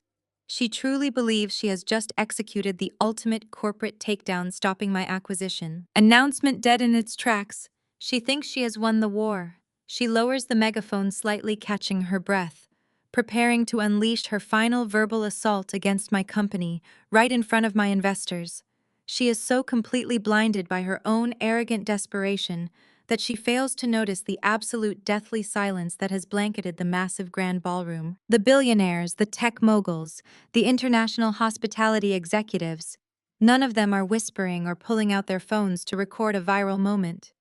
They are simply staring at her in profound clinical shock, evaluating her like a fascinating but deeply disturbed specimen that somehow managed to wander into their highly exclusive ecosystem. These are people who control entire global economies. They do not engage in petty shouting matches. They simply destroy people quietly and legally. Dominique is standing in a room entirely filled with apex predators, and she is loudly announcing herself as the weakest prey, but she still does not realize it yet.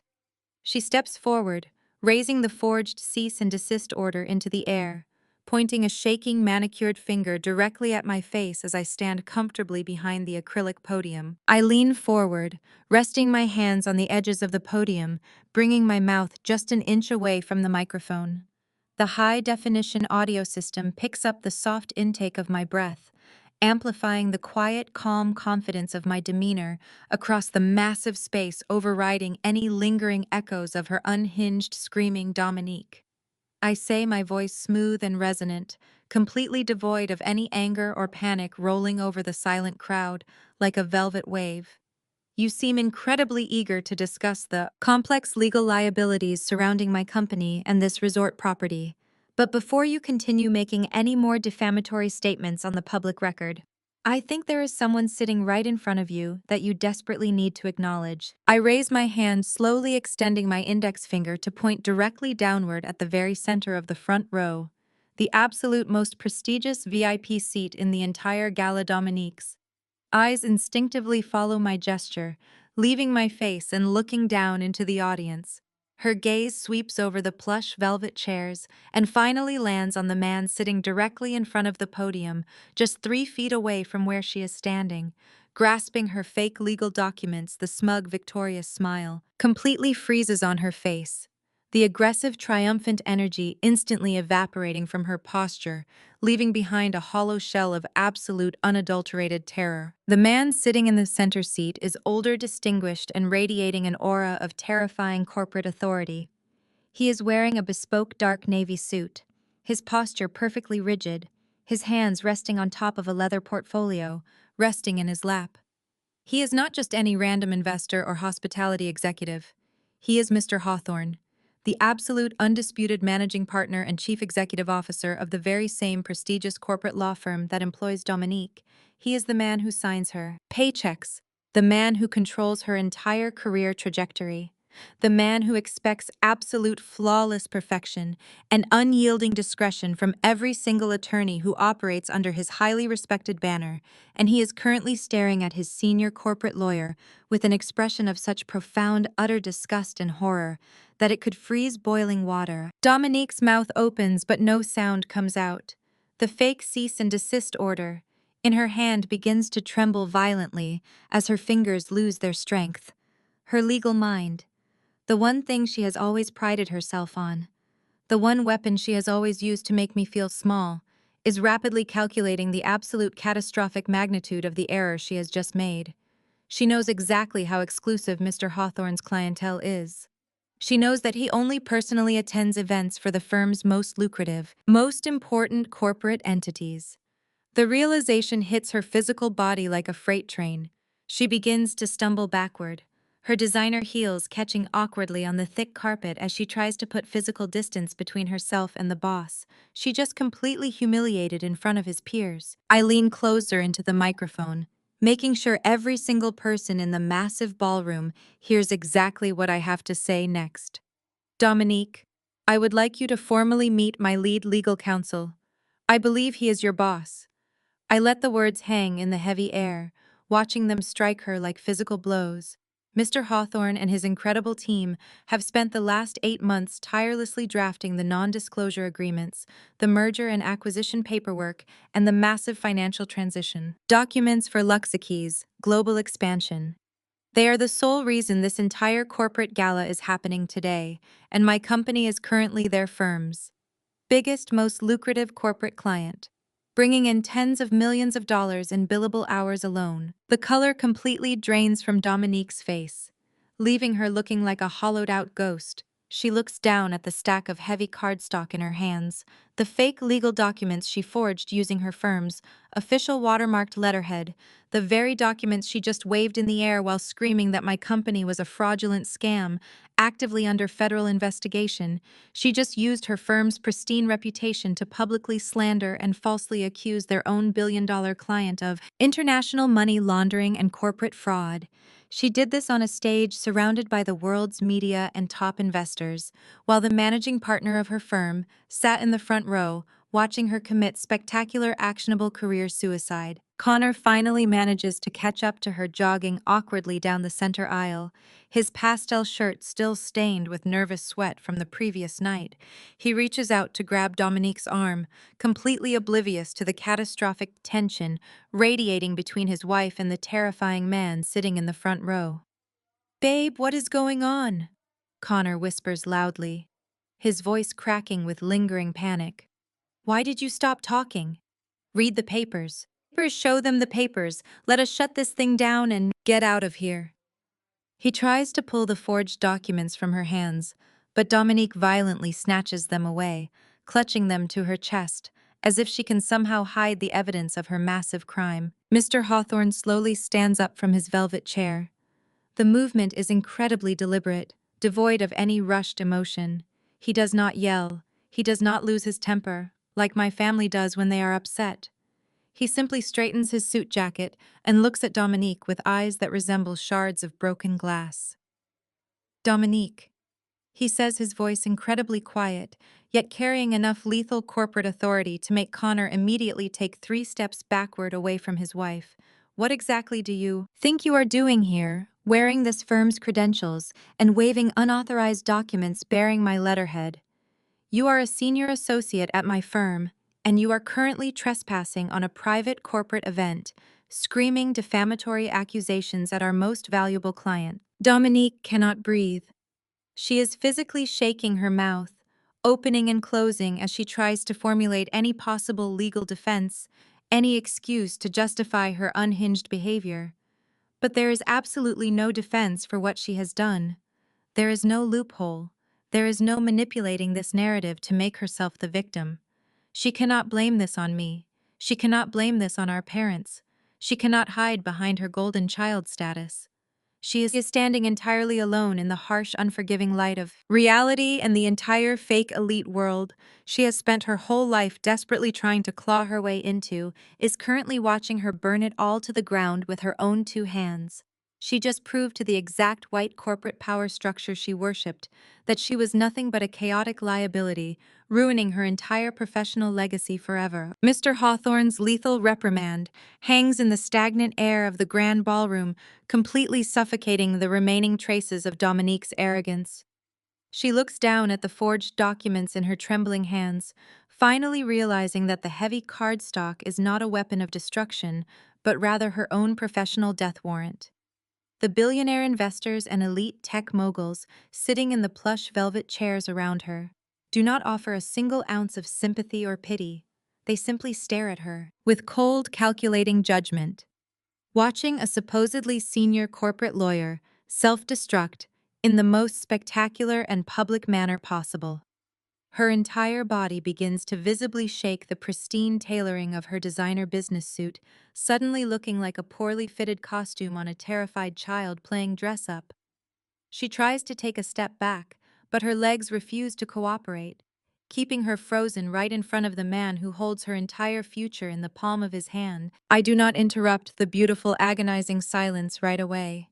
I let her marinate in the absolute terror of the moment, allowing the crushing weight of her monumental failure to fully settle into her bones.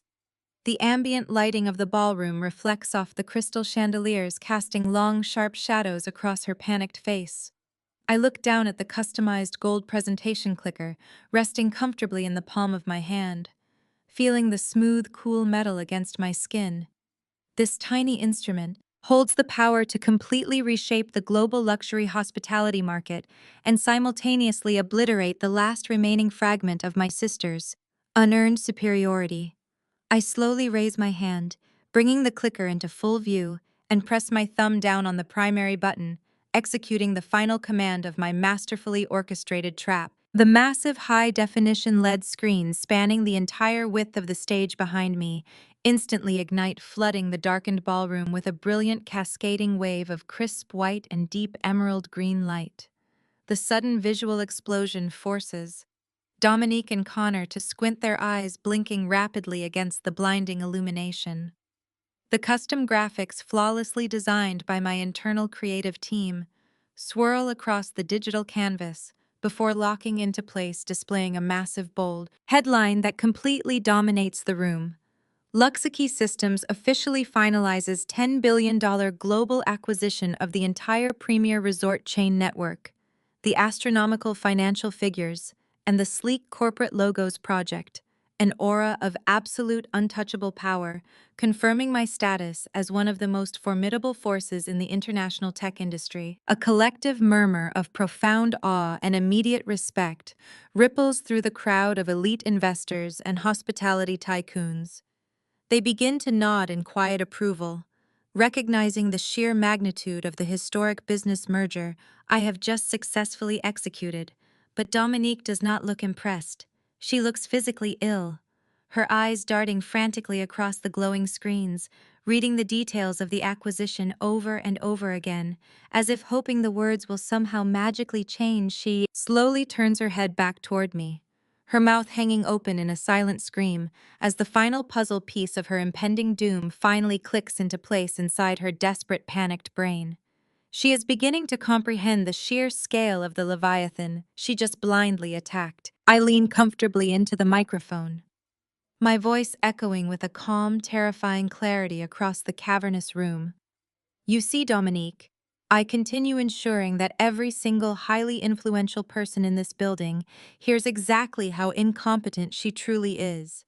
Mr. Hawthorne and the brilliant legal minds at your specific law firm have spent the better part of this entire year meticulously drafting the incredibly complex acquisition paperwork, managing the sensitive escrow accounts, and most importantly, constructing the ironclad billion-dollar non-disclosure agreements that legally protected this massive corporate merger.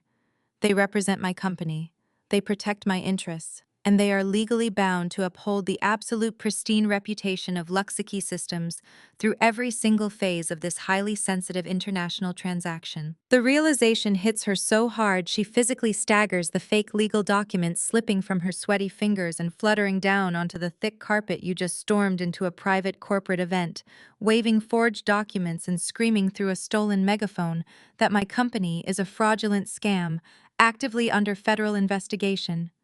I state my words falling like heavy stones onto her crushed spirit.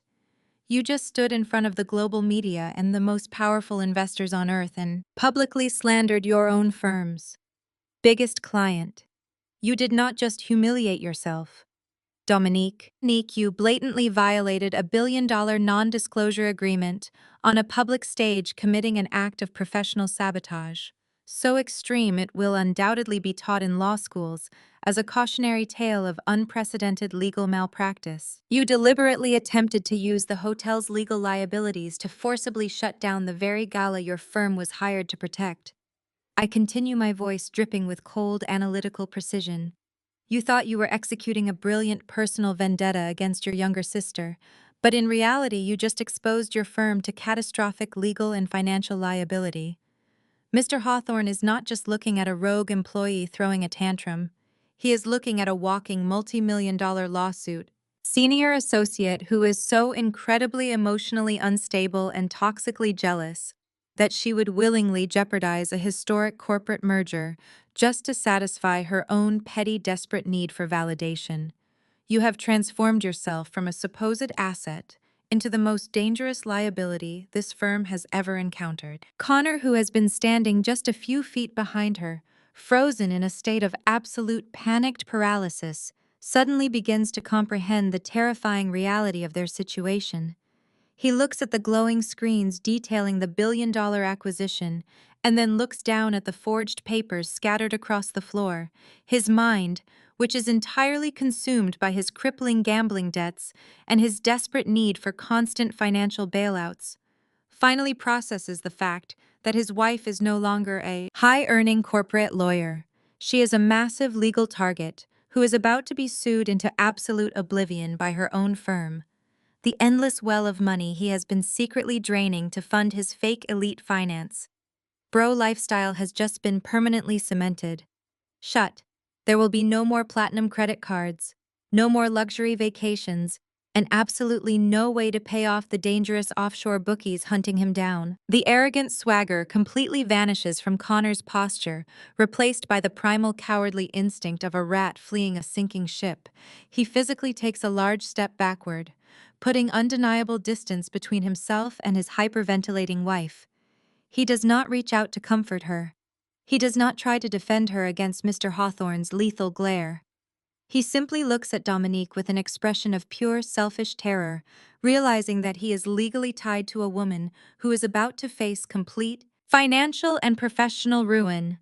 Connor slowly takes another step backward, his eyes darting toward the ballroom exit, desperately searching for a way to escape the catastrophic blast radius of Dominique's imploding career, abandoning the very woman he used as a shield just hours prior, proving that his loyalty extends only as far as her disappearing bank account allows. The suffocating silence in the grand ballroom is finally broken by the sound of Mr. Hawthorne's voice, completely devoid of any heated emotion or typical dramatic flair.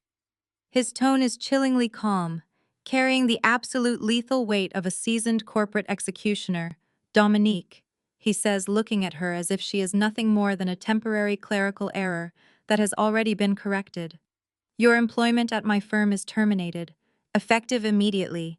You are to surrender your corporate credentials. to security before you leave this building, and you will not be permitted to access your office or any internal networks ever again. Furthermore, you can expect to be formally served with a massive lawsuit for breach of contract, gross negligence, and violating our non-disclosure agreements by Monday morning. My legal team will systematically dismantle whatever is left of your professional life.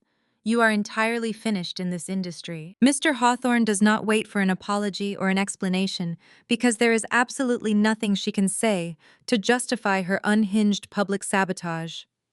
He simply turns around and walks calmly back to his VIP seat, sitting down and returning his attention to the glowing presentation screens, completely dismissing her existence. Dominique stands frozen on the thick carpet, her entire body vibrating with the seismic shock of a woman who just watched her decade of rigorous Ivy League education and ruthless social climbing evaporate into thin air. The prestigious law firm partner track she used to bludgeon our parents into worshiping her is completely gone, leaving her with absolutely nothing but the heavy cardstock of her forged documents clutched uselessly in her hands. While Dominique is paralyzed by her own spectacular professional demise, Connor is actively executing his cowardly exit strategy. He has slowly backed away from the stage, creeping down the center aisle, while the entire audience is distracted by Mr. Hawthorne's chilling termination speech. Connor reaches the heavy ornate double doors at the very back of the ballroom, completely abandoning his wife to face the catastrophic fallout of her actions alone. He grabs the brass handles, pushing them open with desperate, frantic energy, thinking he can just slip out into the humid Miami afternoon and run away from the colossal mountain of gambling debt and legal ruin he helped create. But the universe has a very specific way of delivering karma, and I have personally ensured that his particular delivery is waiting right outside those doors, ready to collect every single penny he owes. The moment Connor pushes the doors open, he immediately collides with three massive, imposing men wearing sharply tailored dark suits. They do not look like resort security or wealthy investors. They look like men who specialize in extracting payment from desperate, degenerate gamblers using highly effective physical methods earlier this morning. While the catering staff was setting up the champagne towers, I had instructed my elite cybersecurity team to ping Connor's exact GPS location directly to the extremely dangerous offshore bookies he owed over $400,000 to. I figured if Connor loved utilizing digital networks so much, he would appreciate me using one to reunite him with his most eager creditors who have been hunting him for months. The largest of the three men casually reaches out and clamps a massive hand onto Connor's shoulder, his grip so terrifyingly strong that Connor immediately buckles at the knees, letting out a pathetic, muted whimper. The man leans in close to Connor's ear, whispering something that makes the color permanently drain from the finance bro's face. Connor looks back into the ballroom, his eyes wide with absolute primal terror, desperately searching for anyone to save him. But nobody moves to help the elite. Security guards standing nearby simply watch with cold indifference, having received strict orders from my team not to intervene in any personal financial disputes occurring off the main stage. The three men flank Connor, seamlessly boxing him in and forcefully escorting him out of the building, disappearing into the long, shadowed resort corridor, leaving no trace of the arrogant white man who tried to buy my dignity with a fake $10,000 check. Back down at the front of the stage, the reality of her profound isolation finally crashes down upon Dominique. She turns her head to look for her husband, hoping to find some semblance of comfort or backup. But she only sees the empty space where he abandoned her without a second thought. The absolute totality of her destruction hits her physical body, causing her knees to buckle beneath the crushing weight of her monumental failure. She collapses directly onto the ballroom floor, her expensive, designer dress pooling around her like a deflated parachute. The golden child of the Washington family, the woman who demanded I eat at the bar so I would not embarrass her, is now kneeling on the ground in front of the most powerful people in the world, publicly exposed as a fraud, a liar, and a completely disgraced former attorney. I stand perfectly still behind the acrylic podium, looking down at her weeping form without a single ounce of pity or remorse. She spent her entire life trying to shrink me down to size, attempting to make me feel small and insignificant so she could always stand taller on my shoulders. She actively participated in my degradation, eagerly wielding our parents' toxic favoritism, like a shiny heavy crown, to bludgeon my self-esteem. She truly thought she was untouchable, forever, elevated by her proximity to fake wealth and unearned corporate prestige. But right now, she is completely stripped of her prestigious title, her fake luxury marriage, and her delusional, suffocating superiority. The wealthy investors in the audience slowly turned their collective attention back to the massive LED screens, completely ignoring the sobbing broken woman trembling on the floor. Their focus naturally returning to the $10 billion acquisition I just flawlessly orchestrated without breaking a sweat. I lean comfortably back into the microphone. The crisp, resonant sound of my voice slicing cleanly through the lingering tension in the silent room. I am fully ready to conclude my presentation and permanently cement my status as the absolute, undeniable victor of this long, exhausting familial war. The golden era of the Washington family scapegoat has officially ended, being replaced entirely by the undeniable reign of the tech billionaire underdog. The suffocating silence in the grand ballroom is finally broken by the sound of Mr. Hawthorne's voice, completely devoid of any heated emotion or typical dramatic flair. His tone is chillingly calm, carrying the absolute lethal weight of a seasoned corporate executioner. "Dominique," he says, looking at her as if she is nothing more than a temporary clerical error that has already been corrected. "Your employment at my firm is terminated, effective immediately. You are to surrender your corporate credentials to security before you leave this building, and you will not be permitted to access your office or any internal networks ever again. Furthermore, you can expect to be formally served with a massive lawsuit for breach of contract, gross negligence, and violating our non-disclosure agreements by Monday morning. My legal team will systematically dismantle whatever is left of your professional life. You are entirely finished in this industry." Mr. Hawthorne does not wait for an apology or an explanation, because there is absolutely nothing she can say to justify her unhinged public sabotage. He simply turns around and walks calmly back to his VIP seat, sitting down and returning his attention to the glowing presentation screens, completely dismissing her existence. Dominique stands frozen on the thick carpet, her entire body vibrating with the seismic shock of a woman who just watched her decade of rigorous Ivy League education and ruthless social climbing evaporate into thin air. The prestigious law firm partner track she used to bludgeon our parents into worshipping her is completely gone, leaving her with absolutely nothing but the heavy cardstock of her forged documents clutched uselessly in her hands. The very firm she idolized has just publicly spat her out, and the agonizing truth is finally beginning to settle into her fractured mind. She is no longer a corporate powerhouse. She is a cautionary tale. While Dominique is paralyzed by her own spectacular professional demise, Connor is actively executing his cowardly exit strategy. He has slowly backed away from the stage, creeping down the center aisle, while the entire audience is distracted by Mr. Hawthorne's chilling termination speech. Connor reaches the heavy ornate double doors at the very back of the ballroom, completely abandoning his wife to face the catastrophic fallout of her actions alone. He grabs the brass handles, pushing them open with desperate, frantic energy, thinking he can just slip out into the humid Miami afternoon and run away from the colossal mountain of gambling debt and legal ruin he helped create. But the universe has a very specific way of delivering karma, and I have personally ensured that his particular delivery is waiting right outside those doors, ready to collect every single penny he owes. The moment Connor pushes the doors open, he immediately collides with three massive, imposing men wearing sharply tailored dark suits. They do not look like resort security or wealthy investors. They look like men who specialize in extracting payment from desperate, degenerate gamblers using highly effective physical methods earlier this morning. While the catering staff was setting up the champagne towers, I had instructed my elite cybersecurity team to ping Connor's exact GPS location directly to the extremely dangerous offshore bookies he owed over $400,000 to. I figured if Connor loved utilizing digital networks so much, he would appreciate me using one to reunite him with his most eager creditors who have been hunting him for months. The largest of the three men casually reaches out and clamps a massive hand onto Connor's shoulder, his grip so terrifyingly strong that Connor immediately buckles at the knees, letting out a pathetic muted whimper. The man leans in close to Connor's ear, whispering something that makes the color permanently drain from the finance bro's face. Connor looks back into the ballroom, his eyes wide with absolute primal terror, desperately searching for anyone to save him.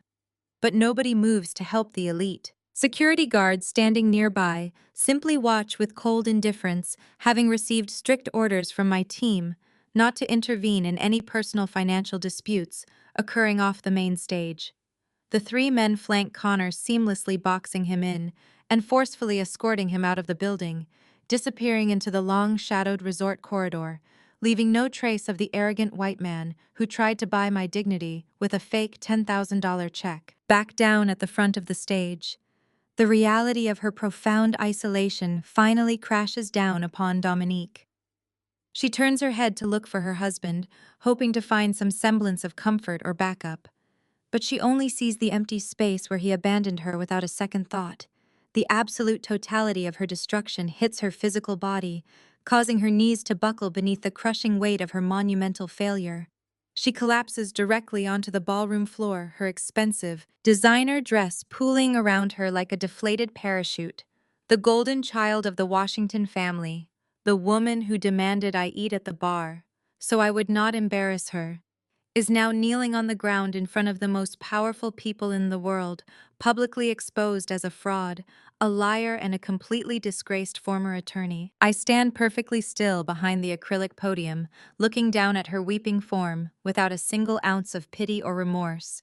She spent her entire life trying to shrink me down to size, attempting to make me feel small and insignificant, so she could always stand taller on my shoulders. She actively participated in my degradation, eagerly wielding our parents' toxic favoritism like a shiny, heavy crown to bludgeon my self-esteem. She truly thought she was untouchable, forever, elevated by her proximity to fake wealth and unearned corporate prestige. But right now, she is completely stripped of her prestigious title, her fake luxury marriage, and her delusional, suffocating superiority. The wealthy investors in the audience slowly turn their collective attention back to the massive lead screens, completely ignoring the sobbing, broken woman trembling on the floor. Their focus naturally returning to the $10 billion acquisition I just flawlessly orchestrated without breaking a sweat. I lean comfortably back into the microphone, the crisp, resonant sound of my voice slicing cleanly through the lingering tension in the silent room. I am fully ready to conclude my presentation and permanently cement my status as the absolute, undeniable victor of this long, exhausting familial war. The golden era of the Washington family scapegoat has officially ended, being replaced entirely by the undeniable reign of the tech billionaire underdog. I look out across the sea of faces, commanding the absolute respect of the most influential individuals on the planet. The entire room is hanging on to my every word, completely captivated by the magnitude of my success. The contrast between my towering triumph and Dominique's pathetic collapse on the carpet below is the most exquisite vindication I could have ever possibly imagined. My parents are not here to witness this defining moment, but they will undoubtedly feel the massive shockwaves of this spectacular destruction very soon. The morning sun poured through the massive floor-to-ceiling windows of my penthouse suite, casting a brilliant warm glow over the pristine white marble floors. The chaotic, violent energy of the previous day had completely evaporated, leaving behind a serene, perfect silence that felt incredibly intoxicating. I stood beside my king-sized bed, carefully folding my custom-tailored suits and placing them into my designer leather travel bags. My private chauffeur was scheduled to arrive in exactly 1 hour to take me to the private airfield where my jet was waiting to fly me to Paris for my next round of corporate acquisition meetings. I was moving with a slow, deliberate calmness, savoring the absolute peacefulness of my hard-won victory, when the heavy mahogany double doors of my suite suddenly reverberated with the sound of frantic, desperate knocking. It was not the polite, rhythmic tapping of the hotel concierge or the room service staff. It was a chaotic, erratic pounding that reeked of absolute primal panic.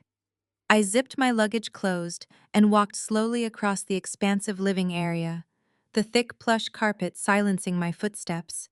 I reached the entrance and pulled the heavy doors open without checking the security monitor, already knowing exactly who was standing on the other side. Vivian and Jerome stood in the hallway, looking as if they had aged a decade overnight. The immaculate, terrifyingly arrogant authoritarian figures who had constantly belittled my entire existence were completely gone, replaced by two broken, exhausted, and deeply pathetic individuals. My mother, Vivian, was not wearing her usual pristine designer resort wear. She was drowning in a wrinkled, oversized hotel bathrobe, her face completely stripped of makeup, revealing deep, dark circles under her bloodshot eyes. Her usually perfect hair was flattened and disheveled. My father, Jerome, was physically slouching, his broad shoulders hunched forward, as if an invisible weight was actively crushing his spine. He was wearing the exact same linen shirt he had worn to the disastrous dinner party. Nights ago now, heavily wrinkled and stained with nervous sweat. They both stared at me with wide, terrified eyes, completely stripped of their toxic superiority. "Gabrielle, please!" Vivian choked out her voice, cracking as genuine, unfiltered tears began streaming down her cheeks, leaving wet tracks on her face. She practically fell forward, reaching out with trembling hands to grasp the fabric of my silk blouse.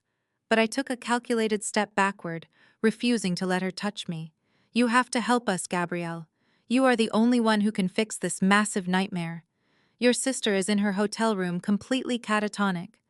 Connor abandoned her in the middle of the night. He packed his bags, stole her emergency credit cards, and boarded a red-eye flight trying to outrun those terrifying men who dragged him out of the ballroom. Dominique is completely destroyed. Gabby, her law firm, officially served her with termination papers by email at 3 in the morning, and they are preparing to press criminal charges for corporate sabotage." Vivian fell to her knees, right there in the pristine hallway of the luxury resort, completely abandoning the precious elite dignity she had spent her entire life worshipping. "You have a billion-dollar company. Gabrielle, you have endless resources and unparalleled corporate power. You could easily pay off Connor's gambling debts before those dangerous men come looking for Dominique. For the money he owes you, could use your massive influence to make the law firm drop the criminal charges against your sister. You could even hire her as the lead in-house legal counsel for Luxakey Systems. It would save our family name. Gabby, it would protect our reputation back home. We cannot let everyone in our social circle see us fall from grace like this. We need to preserve our image of black excellence. You have to use your wealth to save your sister." Jerome stepped forward, trying to pull his sobbing wife off the carpet, but she refused to move. He looked at me with a desperate, pleading expression, attempting to summon a twisted, warped version of paternal authority. "Gabby, listen to your mother." Jerome pleaded, his voice shaking with panicked urgency. "We are your family. We are your blood. You cannot just walk away and let your own sister face absolute financial and professional ruin. The world out there is incredibly cruel to people who look like us. We have to stick together and protect our own. We have to shield each other from these corporate monsters. I know we have been hard on you in the past, but we always knew you were the special one. We always knew you possessed this incredible, brilliant mind. We only pushed you so relentlessly because we wanted you to achieve this exact level of spectacular success. You have to use your incredible power to protect the family bloodline." I stood in the doorway looking down at the two people who had systematically tortured my self-esteem for over 30 years, and a deep, resonant laugh began to build in my chest. The laughter bubbled up through my throat, spilling out into the quiet hallway, echoing off the high ceilings. It was not a joyful laugh. It was a cold, sharp sound that made my parents physically flinch. They stared at me in profound horror, realizing that their manipulative tears held absolutely zero currency in my kingdom. "Protect the family bloodline," I repeated, mocking his desperate, pathetic phrasing, my voice dropping into a lethal clinical register. "You two are absolutely unbelievable. You do not actually care about familial loyalty or blood ties. You care about your fake manufactured reputation. You care about what your superficial friends at the country club will think when they find out your precious golden child was publicly fired for being a chaotic liability. You did not want a daughter. Vivian, you wanted a shiny, impressive trophy that you could parade around to validate your own massive insecurities. Dominique was your perfect little trophy, and now she is completely, irrevocably broken. She threw herself off a cliff just to throw dirt on my name, and you want me to swoop in and be your personal repair shop. You want me to sacrifice my hard-earned corporate empire to clean up the catastrophic mess created by your own toxic parenting. Did you care about protecting your blood when you texted me while I was flying 30,000 feet in the air, demanding that I go sleep in a rundown Motel 6 just so you could give my luxury suite to a pair of racist white people who openly mocked our heritage? I asked, stepping closer to them, forcing them to cower under my intense gaze. Did you care about Black excellence? When you happily sat at a Michelin-starred restaurant and allowed Susan Vanderbilt to put her hands in my hair and treat me like a petting zoo animal? Did you feel a deep sense of family loyalty when you ordered me to eat at the bar like a second-class citizen, just so you could desperately grovel for validation from a man who was actively draining your favorite daughter's bank account? You did not view me as blood. 48 hours ago, you viewed me as a disposable peasant, occupying space in your delusional aristocratic fantasy. My words struck them like physical blows, ripping away the last remaining shreds of their pathetic manipulation. Vivian buried her face in her hands, sobbing uncontrollably, as the absolute reality of her devastating choices finally crushed her spirit.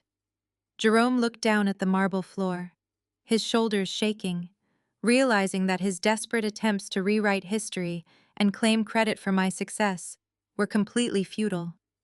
I am not your savior, I stated, my voice echoing with absolute finality. My company does not have a charitable foundation for toxic, abusive relatives who only remember my name when their fake elite world burns to the ground.